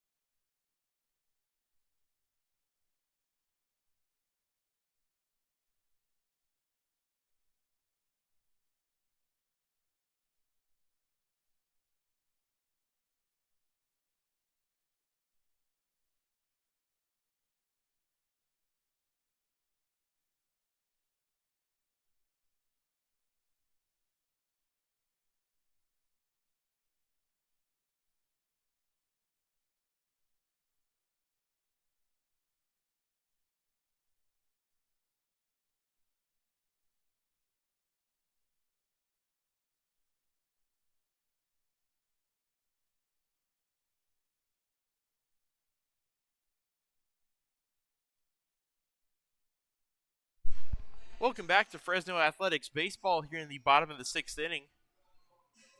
Grant Kinzel steps in for his third time up to the facing Tyler Thompson. Kinzel takes a strike in there. It's 1-1.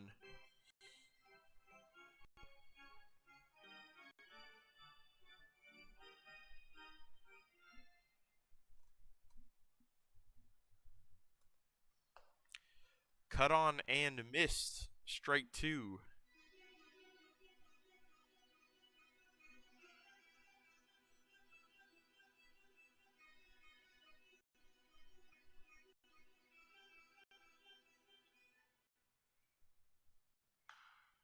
That one is popped up. It's going to be foul behind first base as a souvenir.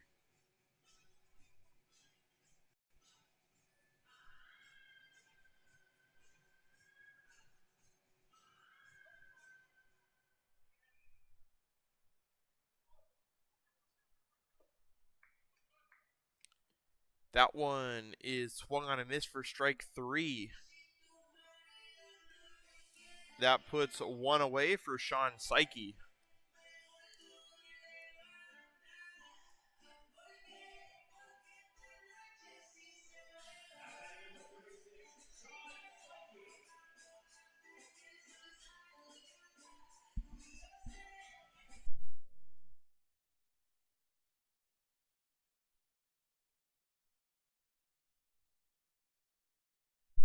Pitch to Psyche misses in. It's 1-0.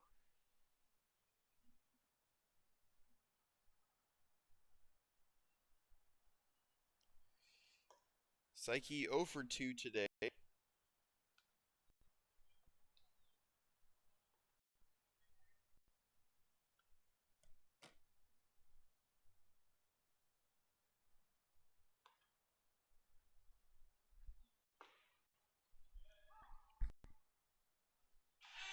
That one is in there, strike 1.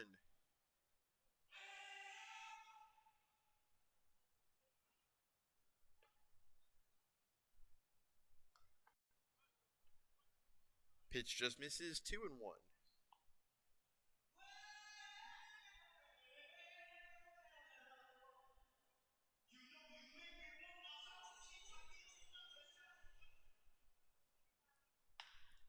That one popped up behind second base for Psyche.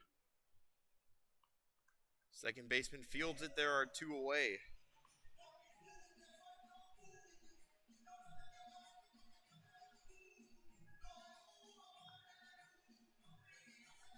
Gonzalez steps in. He's walked and scored in today's ball game.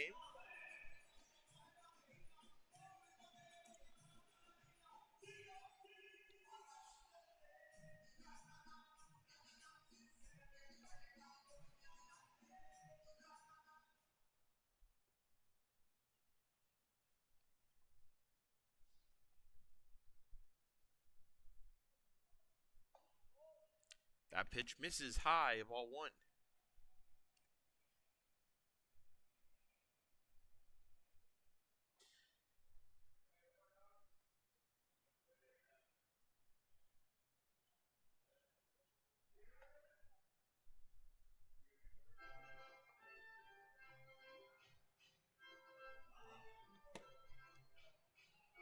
Two and 0.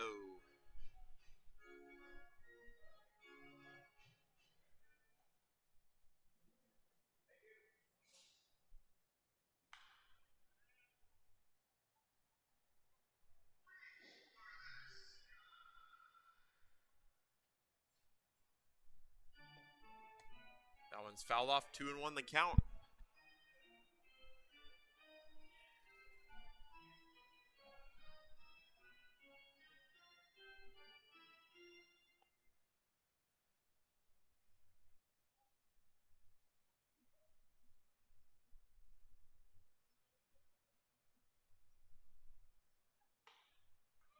Curveball is cut on and missed by Gonzalez. It's 2-2.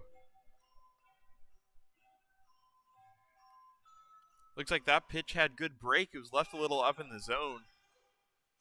Still had enough movement to get the swing through from Gonzalez. That one's made contact with. It's hit out to short.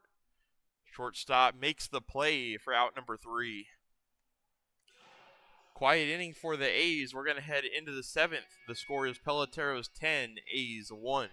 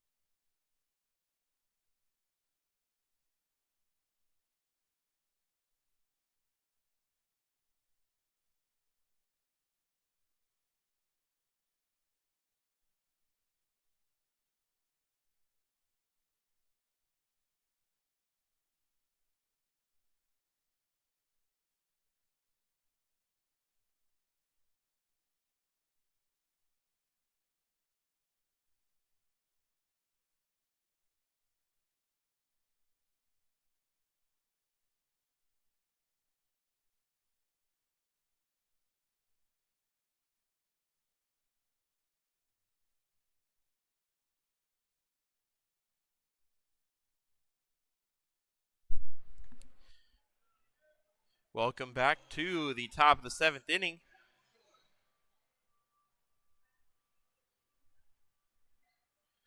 Cruz Lopez steps in to face new pitcher for the A's, Nicholas Barreras. Barreras played his college ball last season at Arizona Christian University. Also, got to talk with him a couple weeks ago. He also grew up in Arizona.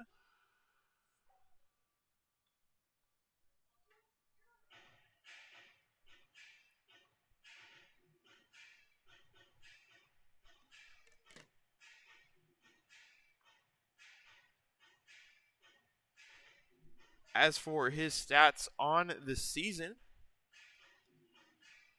Barreras is sitting at a 5.25 ERA as he gets into today's ball game.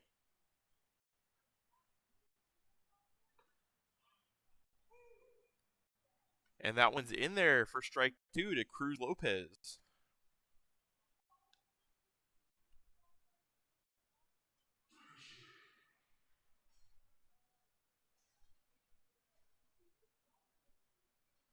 Lopez on the day, 0 for 1, but he has a walk. That pitch misses. It's 2-2 from Barreras.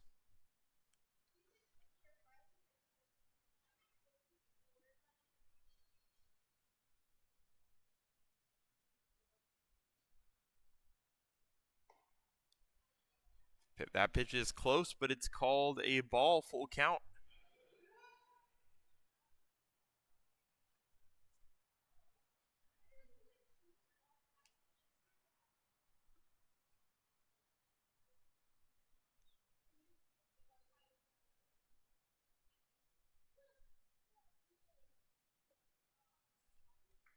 That's going to be a leadoff walk. A good take from Lopez puts him on via the base on balls for the second time today. Coming up is now number 44 for the Peloteros. That's a pinch hitter.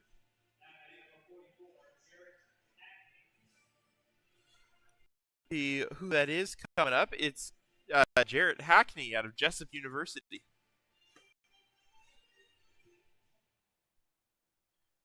We passed Jessup University on the way back from Lincoln on Friday.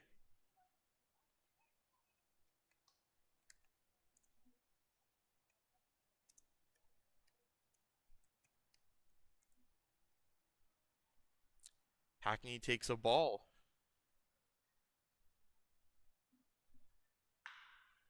That one is hit hard but foul down the third base line, 1-1.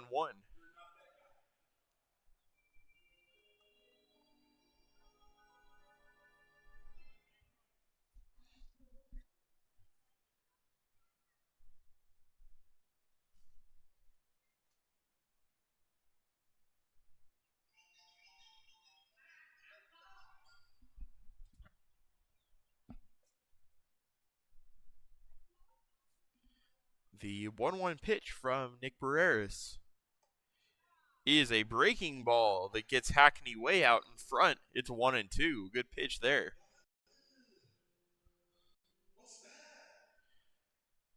That was an off-balance swing if I've ever seen one. The 1-2 pitch is another breaking ball in there for strike 3.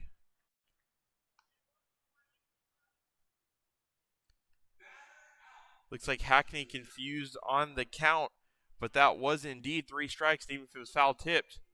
It was still caught by Hartley, the catcher. So there will be 1 away now with the runner at first.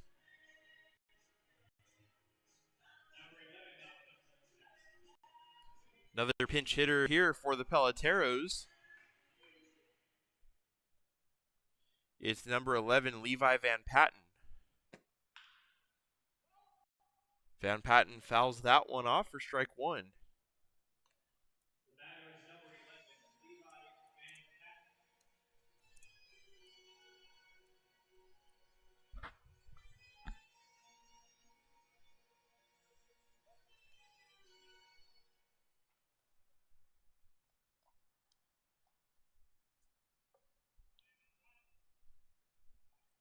That one's low, ball 1.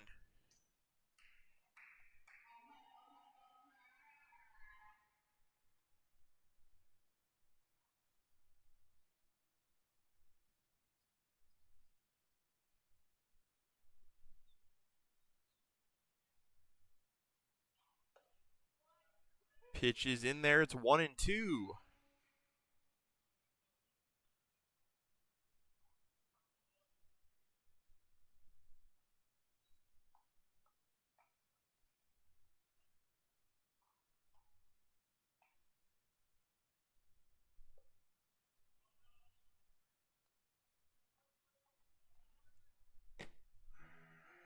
That one's low. 2-2 the count now.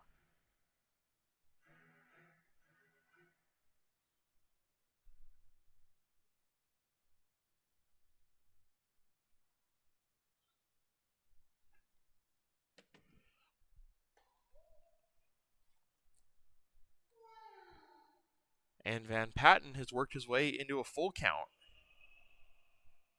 There is 1 on, 1 out.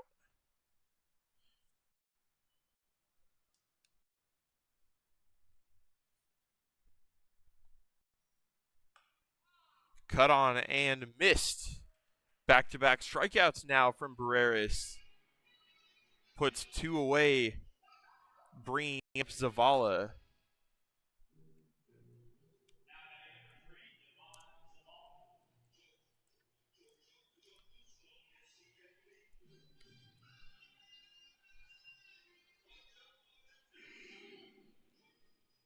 Zavala 1 for 3 today. Scored a run, also has a couple strikeouts. That one's not going to be a strikeout, but it's hit to left field to Papel for out number 3. Good inning of relief from Nick Barreras. And we're going to head to the bottom of the 7th. The A's are going to have some work to do here. It's 10-1.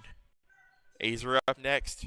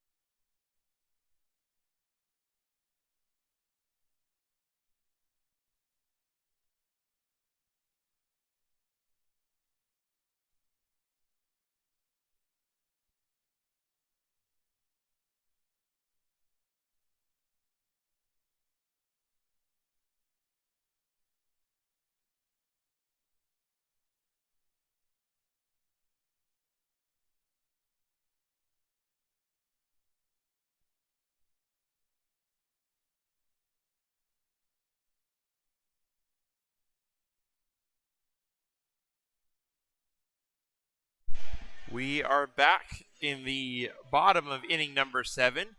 Jordan Hartley is going to step up to the plate against new pitcher for the South Placer Peloteros. It's going to be number 24, David Tanner, out of Sacramento City College.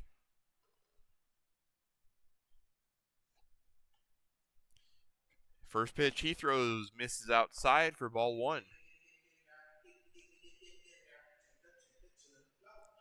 Hartley today has one of the A's 4 hits. He is 1 for 2. It was a ground rule double. That one is called strike 1.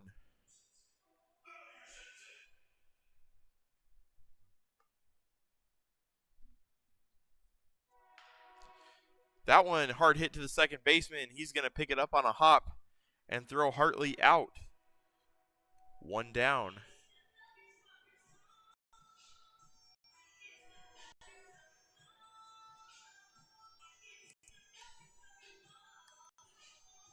Landon McAnally steps back in today. Another one of the hits for the A's. He's 1 for 2. He has their lone RBI of the game to this point. He takes outside from Tanner, ball 1.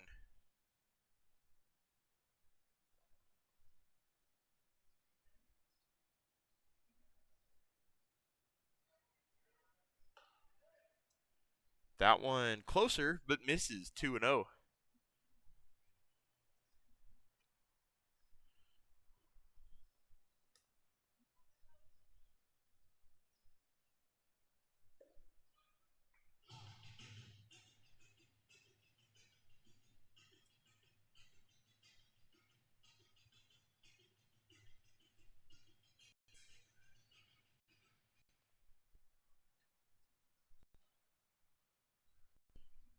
That pitch outside, 3-1 to McAnally.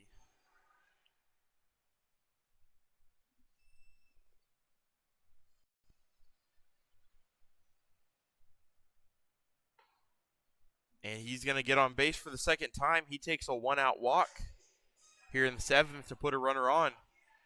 Base runners are what the A's need. Hopefully they can string some more of them together here, as Cole Smith is going to step up.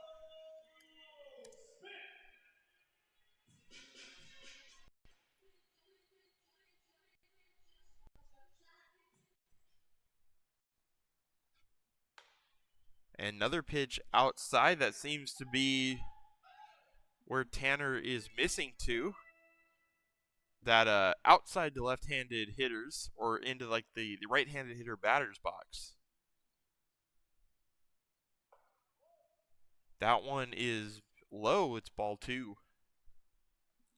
6 consecutive balls thrown now. Or no, there was a strike thrown in there. After the walk to McAnally. That one, this is just low. It's 3-0.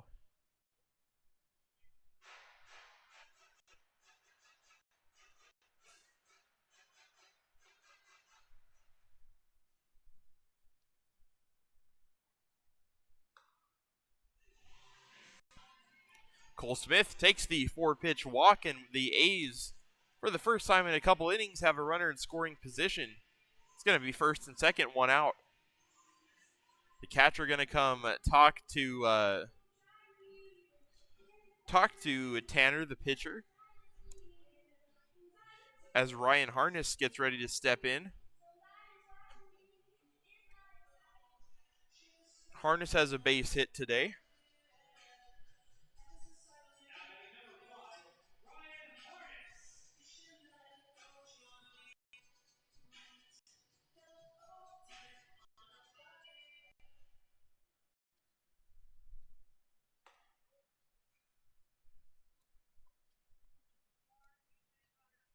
Pitch to Harness also misses 1-0.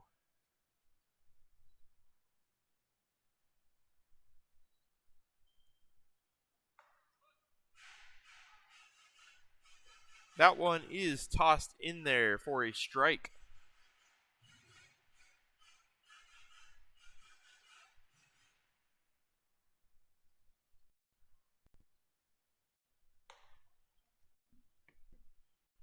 Ball 2.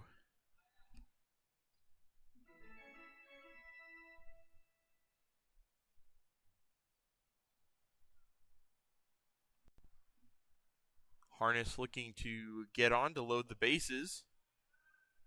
That one's going to be in the dirt. It gets away from the catcher. It's a 3-1 count to Harness at the plate. Runners are going to move to second and third.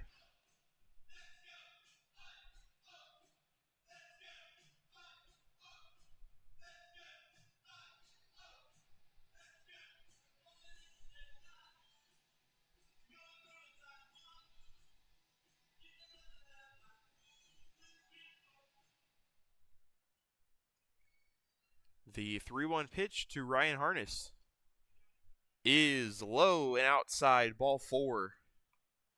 3 straight walks load the bases here for the A's, and they've got something cooking as it comes back up to Robbie Papel.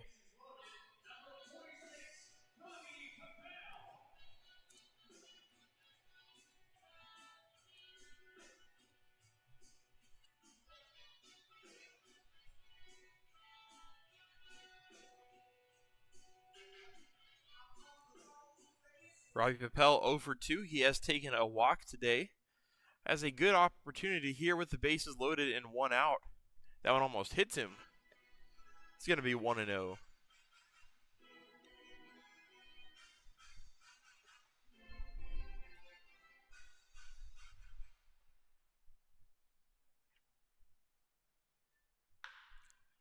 Papel hits that one hard into the Pelotero bullpen. It's 1-1.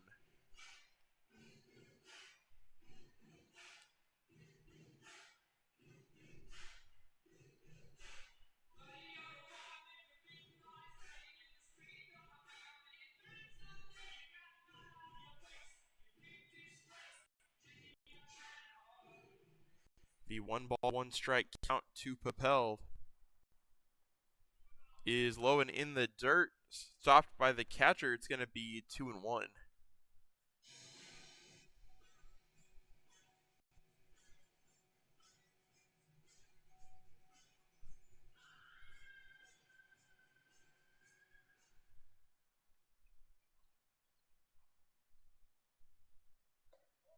That's 3-1. Will we see 4 walks here?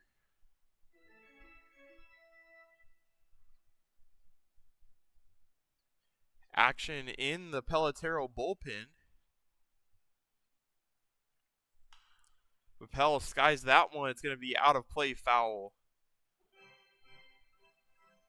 Count is full, 3-2.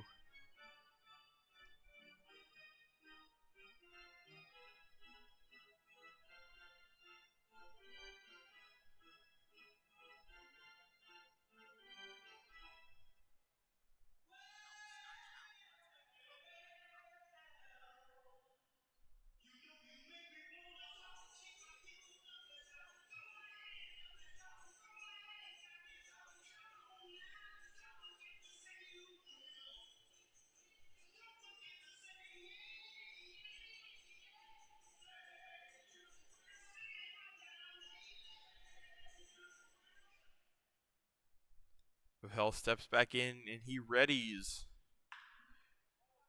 Hits that one high into left field. Looks like it's going to be caught. However, the runner from had a close play at third, but the runner from third will head home and score. So the A's get a run, but it looks like we might have an injured player. Third, I believe that was McAnally. No, that was Cole Smith. And he's going to try to walk it off. Looks like he slid in a little bit awkwardly to third base. Maybe some sort of ankle issue as he points to it.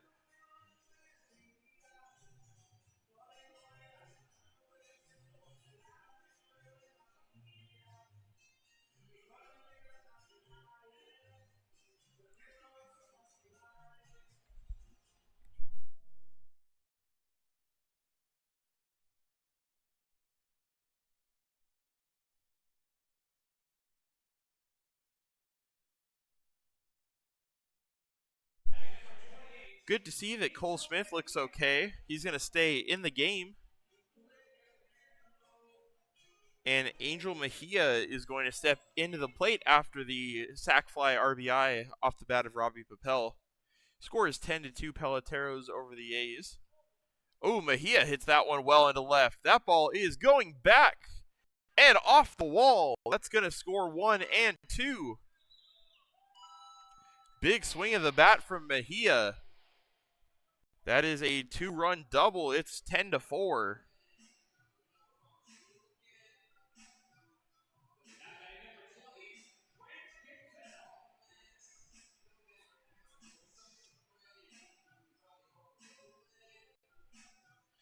Score showing 10-3, but if I'm not mistaken,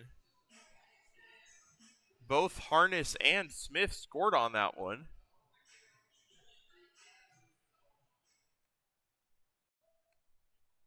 I'll get confirmation on that. Regardless, Mejia is at second as Kinzel steps up.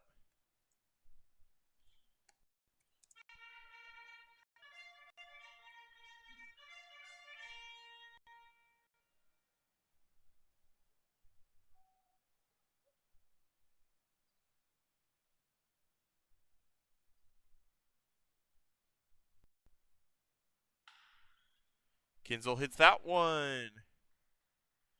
Play is made for out number 3. However, the A's get a few runs. They're chipping away at this. We're going to head to the 8th inning. Scores Peloteros 10, your Fresno A's 4 on the 2-run double off the bat of Angel Mejia.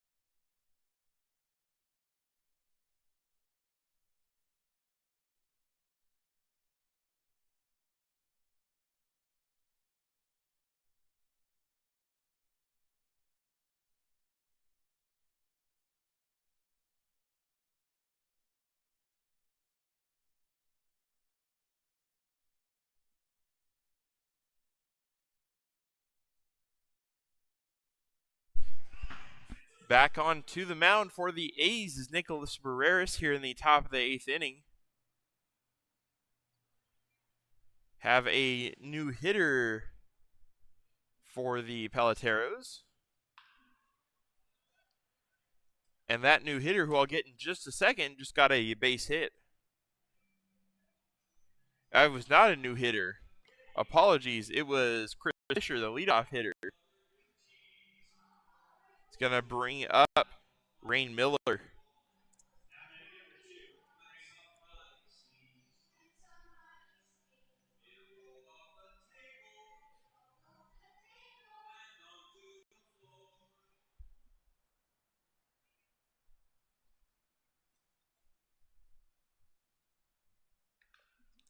That ball fouled into the ground. It's 0-1.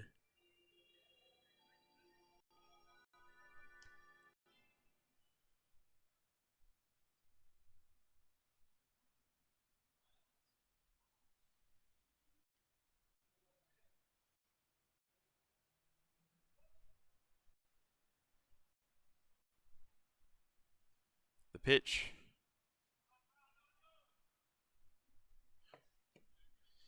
is low, 1-1.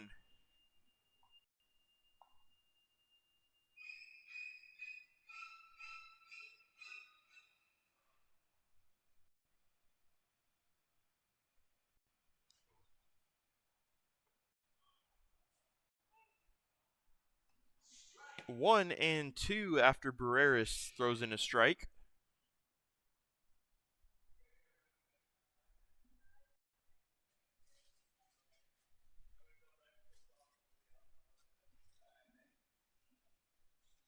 Pitch misses, 2-2.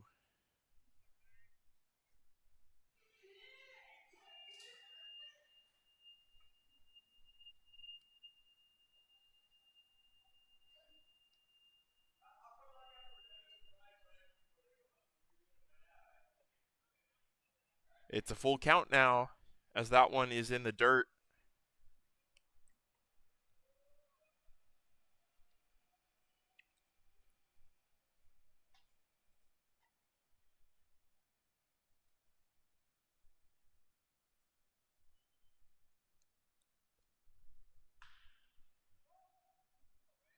And Miller stays alive. It's fouled off down the third baseline.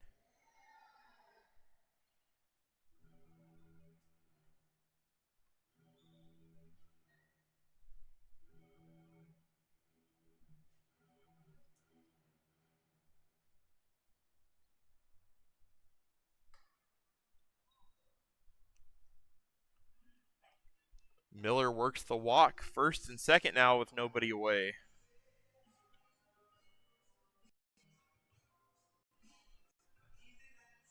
Looks like we're getting a pinch hitter now.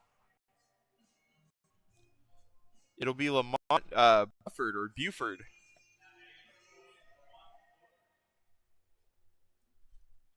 Pinch hitting for Wazelchuk. He hits that one, and it bloops in to left field for a base hit. Runner coming around from third to score. 11-4 on the RBI single from Bufford.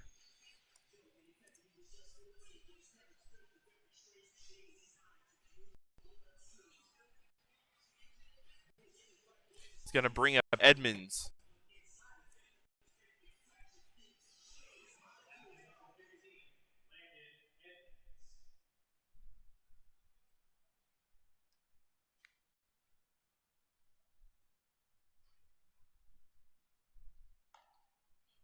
That one misses outside, 1-0.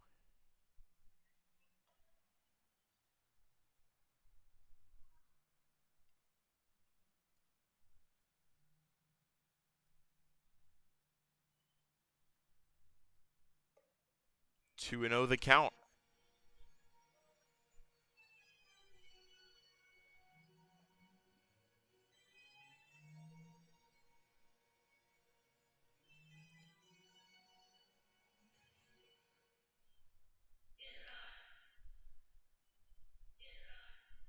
Landon Edmonds came in as a pinch hitter last inning. He's 0 for 1 on the day. Takes over as the designated hitter for the Peloteros. That one's cut on and missed, 2-1.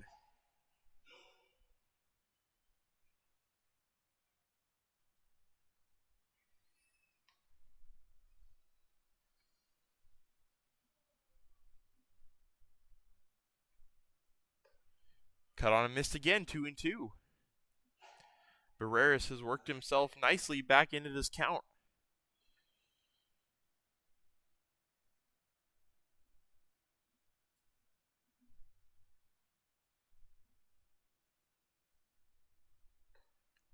And that one is strike 3. Barreras works back for the strikeout.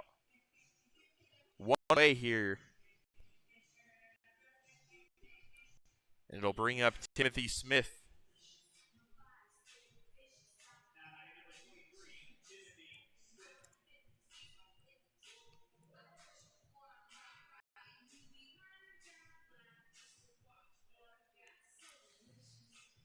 Timothy Smith started today. He is 2 for 3, has a walk as well. That one misses low. It's 1-0.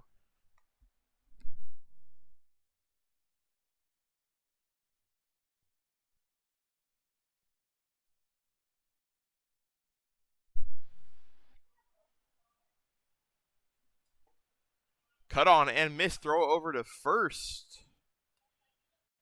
Is not in time.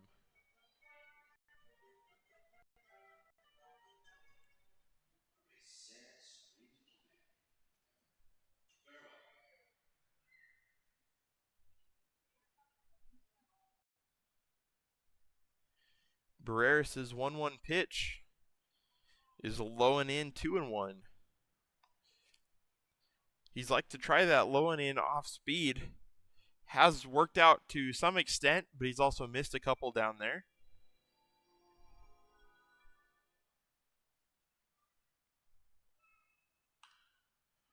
That one is contacted, but foul, 2-2.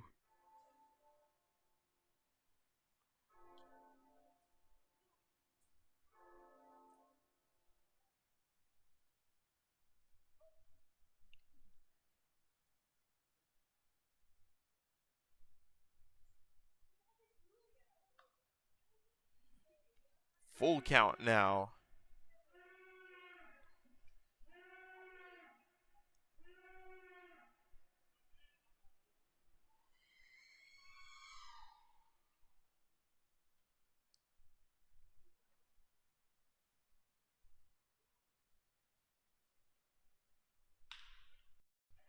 That one hit ricochets off of Kinzel, and everyone is safe. Looks like that ricocheted off of the glove of Kinzel and wave in the air. And that's going to put all runners safe. Bases are loaded now. It's going to bring up Lopez.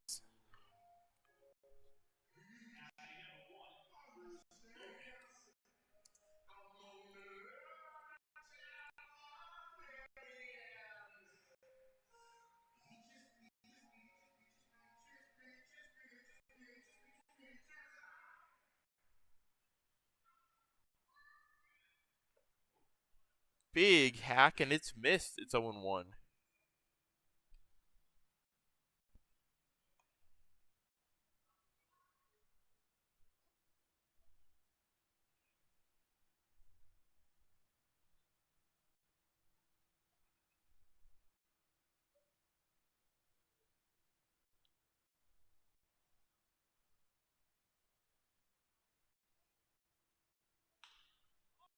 Ball is popped up behind second base. Oh, it's going to get down into no man's land. Runner from third is going to score. It's going to go down as an RBI single for Cruz Lopez, as that ball couldn't be caught. It was kind of out in the middle.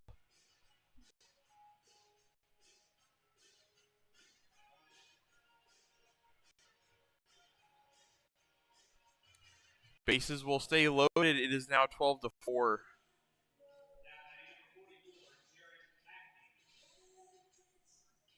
Hackney steps back up.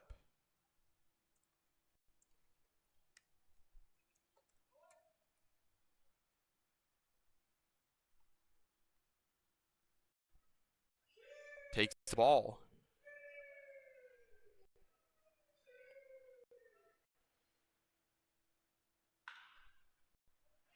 That ball is foul away.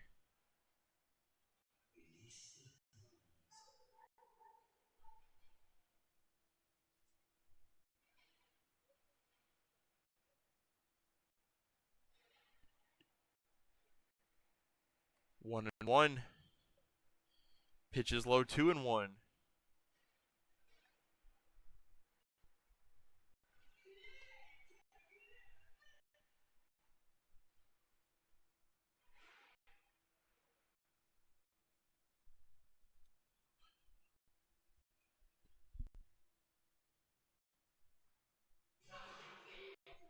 Three and one the count. Nowhere to put the hitter Hackney.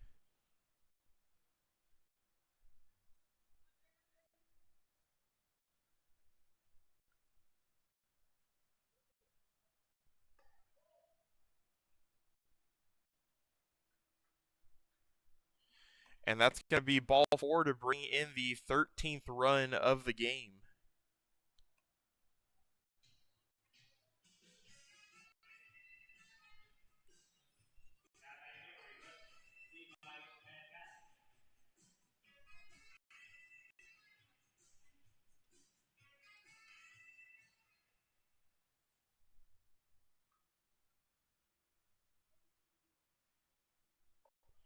Levi Van Patten, the hitter, he cuts and misses.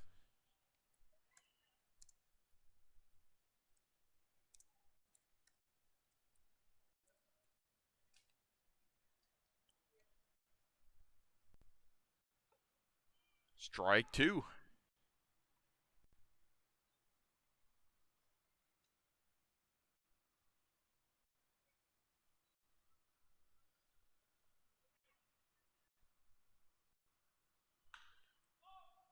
That ball popped up. Kinzel calling it off. He'll make the play. A little bit of a missed throw on the throwback to the pitcher. However, the out is made and they're two away.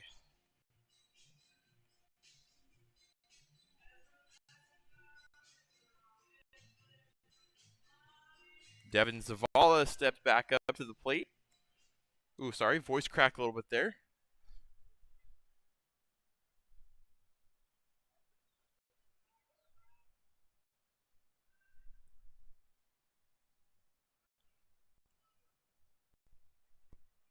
That one is in there from Barreras for strike one.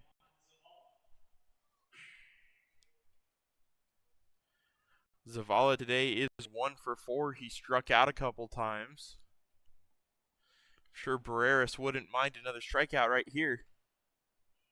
Said that'll be fouled back behind home plate into the seats. 0-2.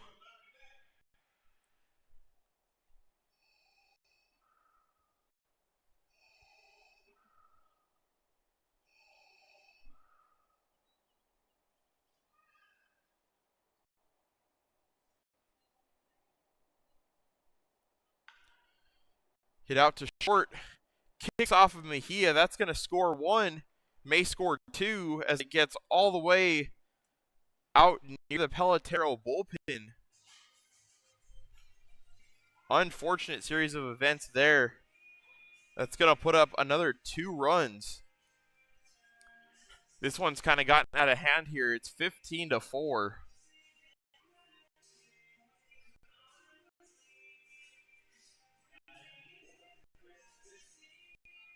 Chris Fisher steps in. He led off this inning. Fisher hits that one out to Mejia. He's going to field that one cleanly. Ooh, and the speed of Chris Fisher.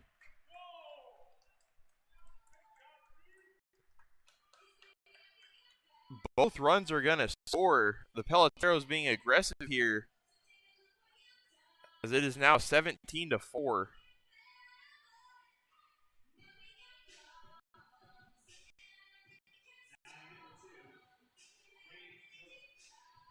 Not the day that the A's wanted today. It's 11:49, so we still have about 10 minutes. A's might get their chance at some ups to put a couple runs in.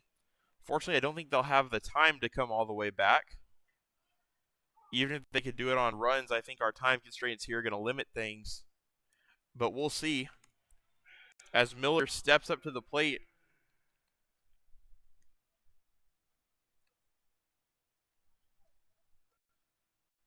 That one's in there. Quick 0-2.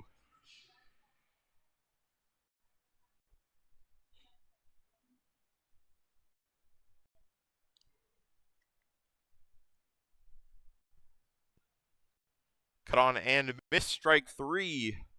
Barreras gets out of the inning, but the Peloteros put up 7 more. The A's are going to get their what is probably the last ups of the game. They're down 17-4 going into the bottom of the 8th.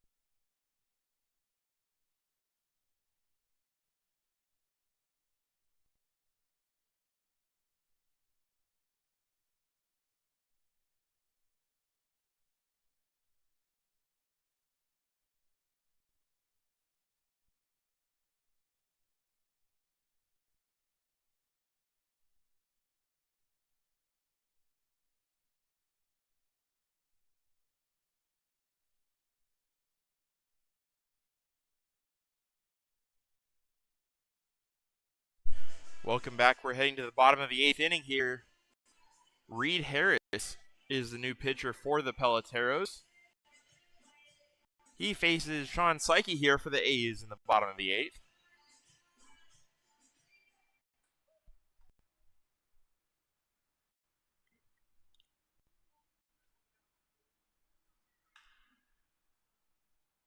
That one is foul, high, and foul.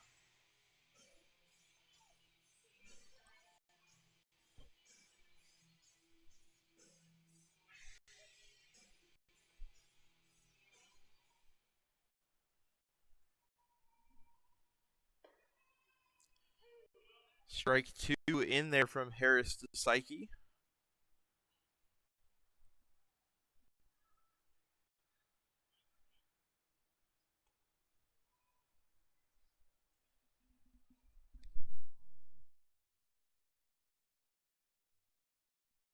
Psyche takes ball 1.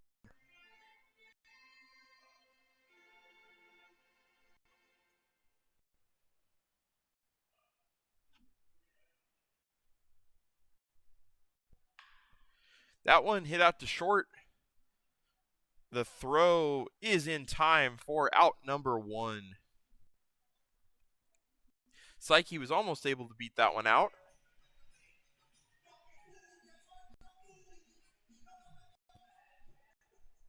It's going to bring up a pinch hitter for the A's. It's Theo Wood.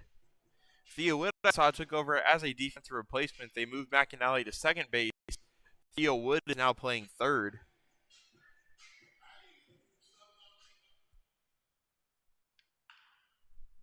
Theo Wood fouls that one off down the first base line. 0-1.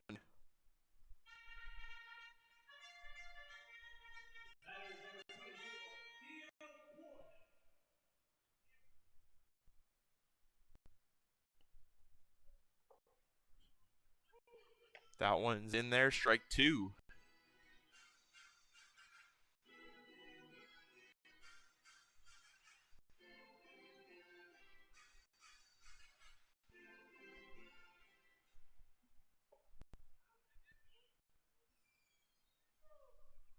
Appeal is no good. 1-2 the count.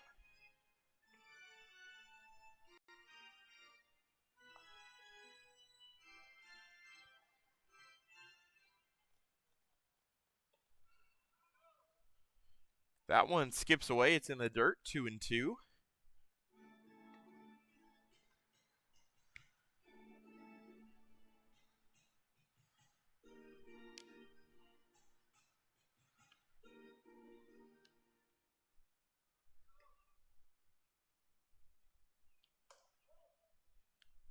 Theo Wood does a nice job of taking 3 straight balls after getting down 0-2. He's back in this count. It's full.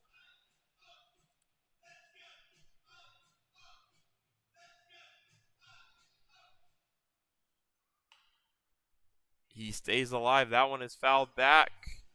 It's going to reach the second deck.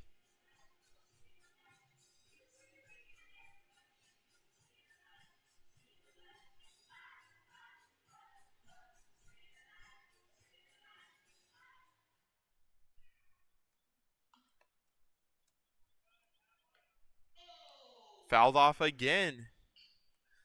Theo Wood making this one a battle.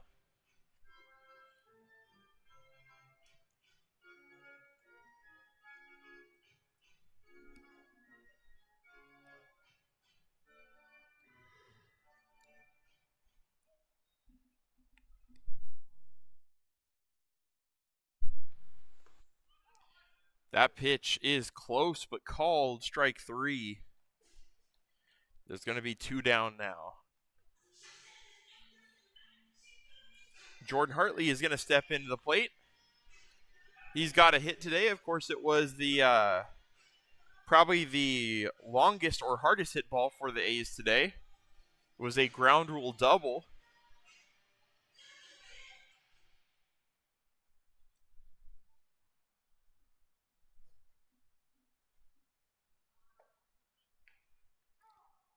Pitches in there for a called strike.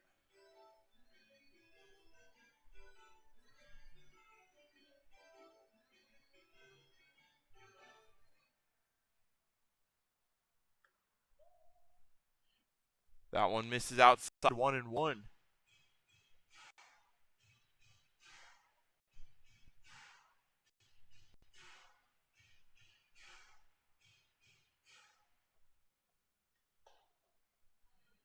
Two and 1.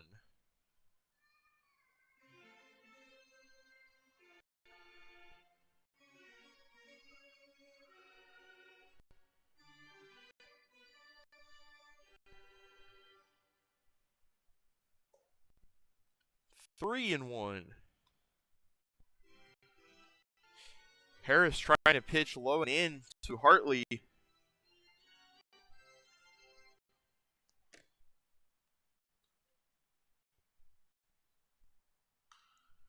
Hartley fouls that one off down or behind the third base dugout. It's 3-2.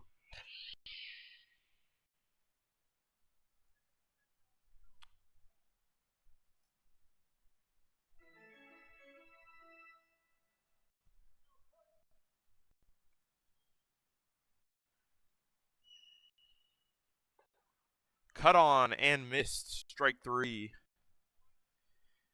And that will retire the side. And it looks like they're going to call the game here with a minute left. as we won't be able to start the ninth inning in time. Unfortunately, that means that the A's don't get the win on this one.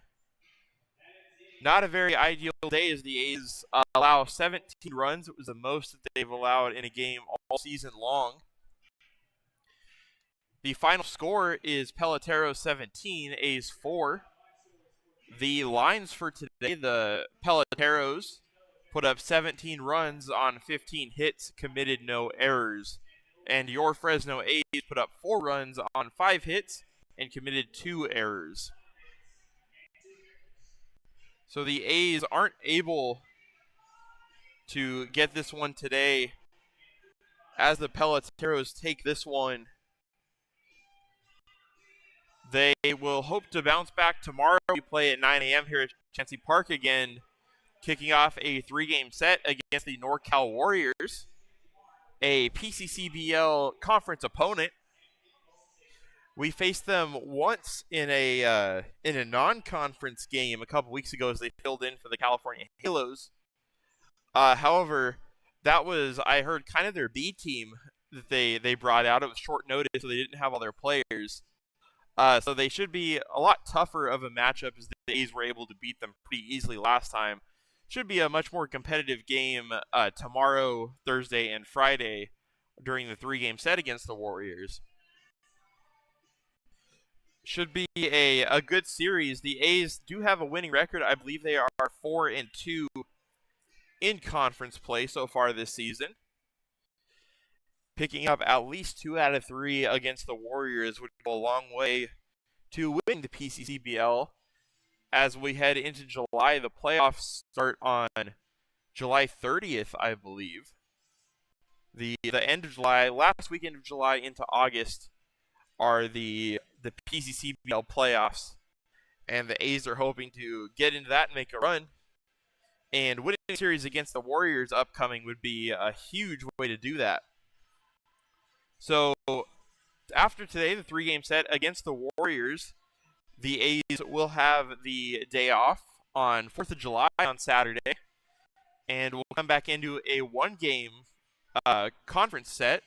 Not really a set if it's 1 game, but a 1-game playoff against the Sandlot Baseball Club, who is also part of the conference.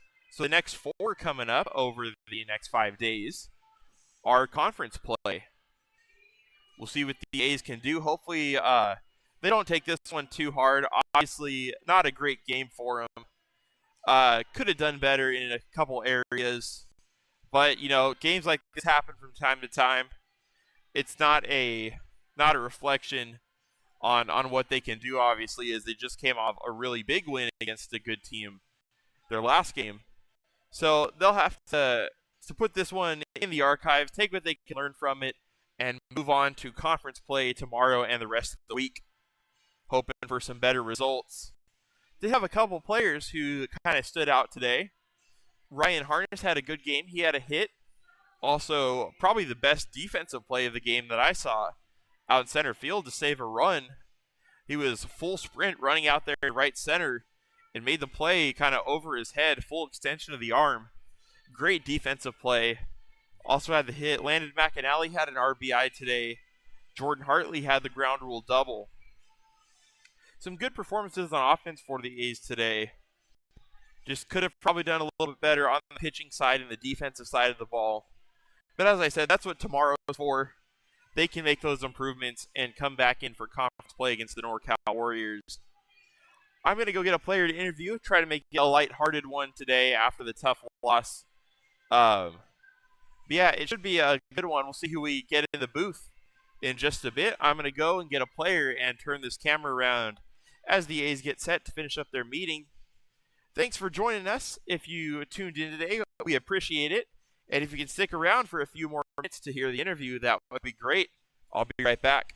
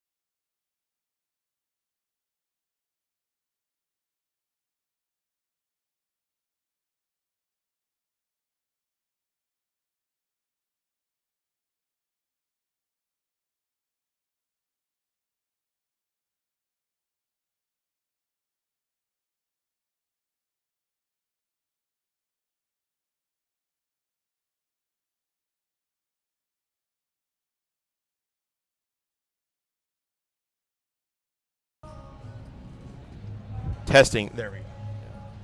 I'll mute it for just a second.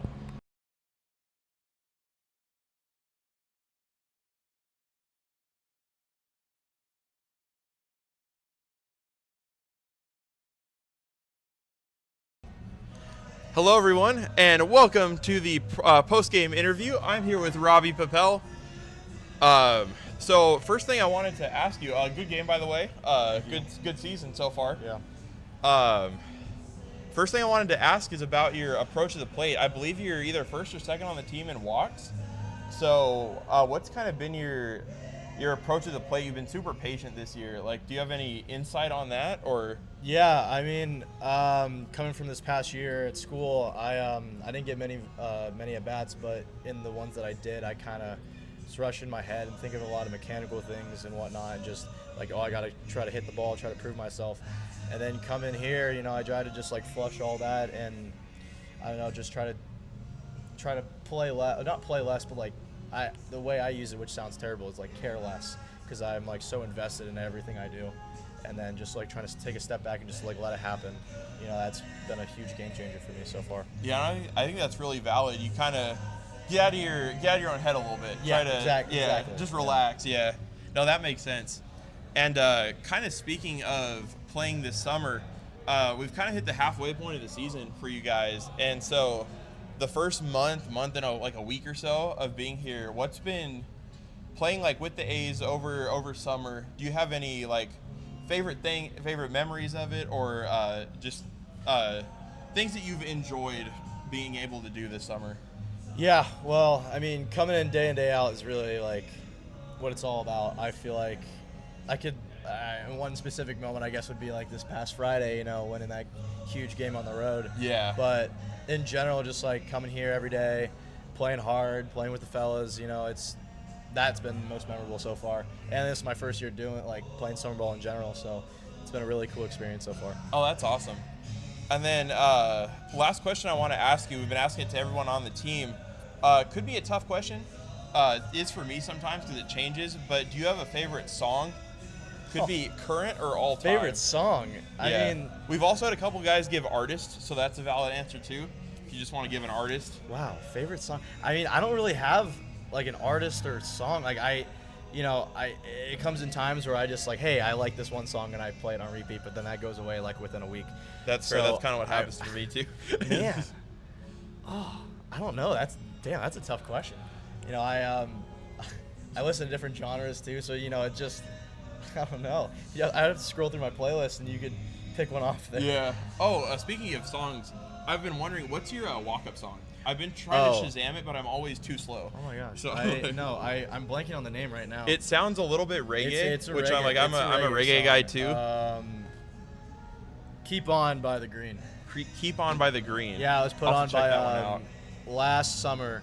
We had I was in a, I'm just turned 19, so I was 17 at the time. I graduated high school playing in a club baseball tournament. Nice. And I stayed with our coaches, and one of them was really cool, and he said that was his walk-up song during the year. I kind of liked it, so I was like, you know what? Well, I had no other ideas, so that was the first one that came up. So hey, it works. I like it. It's good. And then thanks for doing the interview with me. I would shake your hand. It's kind of hard with these mics, but there we go. Yeah. Thank you. And also want to give you the shout out. Appreciate you helping me with all the graphics and the audio and stuff. Absolutely. Couldn't have done it without you. Yeah, I love it. It looks really good. So. Yeah, I appreciate the help and I appreciate the interview. Of course. Thank you. Good.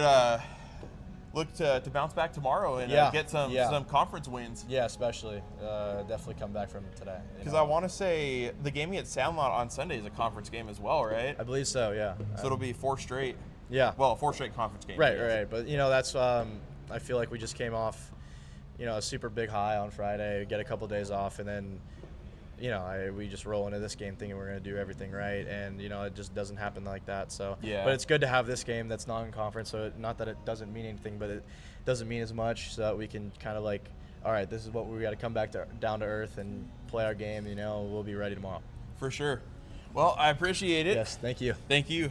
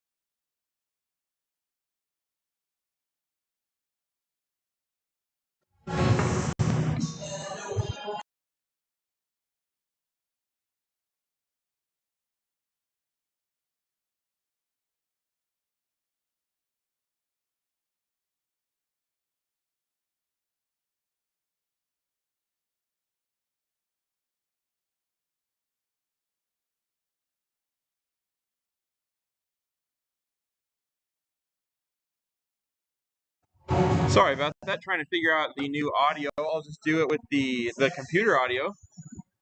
Thank you all for joining today. The A's didn't get the win they were hoping for. However, like Robbie said, should be a good game tomorrow. Kind of good to have these games when they're not as important. Every game is important, but not as important as it's not a conference game. So A's will hope to fix some stuff and head back tomorrow for the win. We'll be back here at 9 a.m. at Chance Park, hoping for some good baseball against the NorCal Warriors. Thank you all for joining me today on behalf of myself, Chris Kiggins, the Fresno A's, and Chancey Park. I want to thank you all for tuning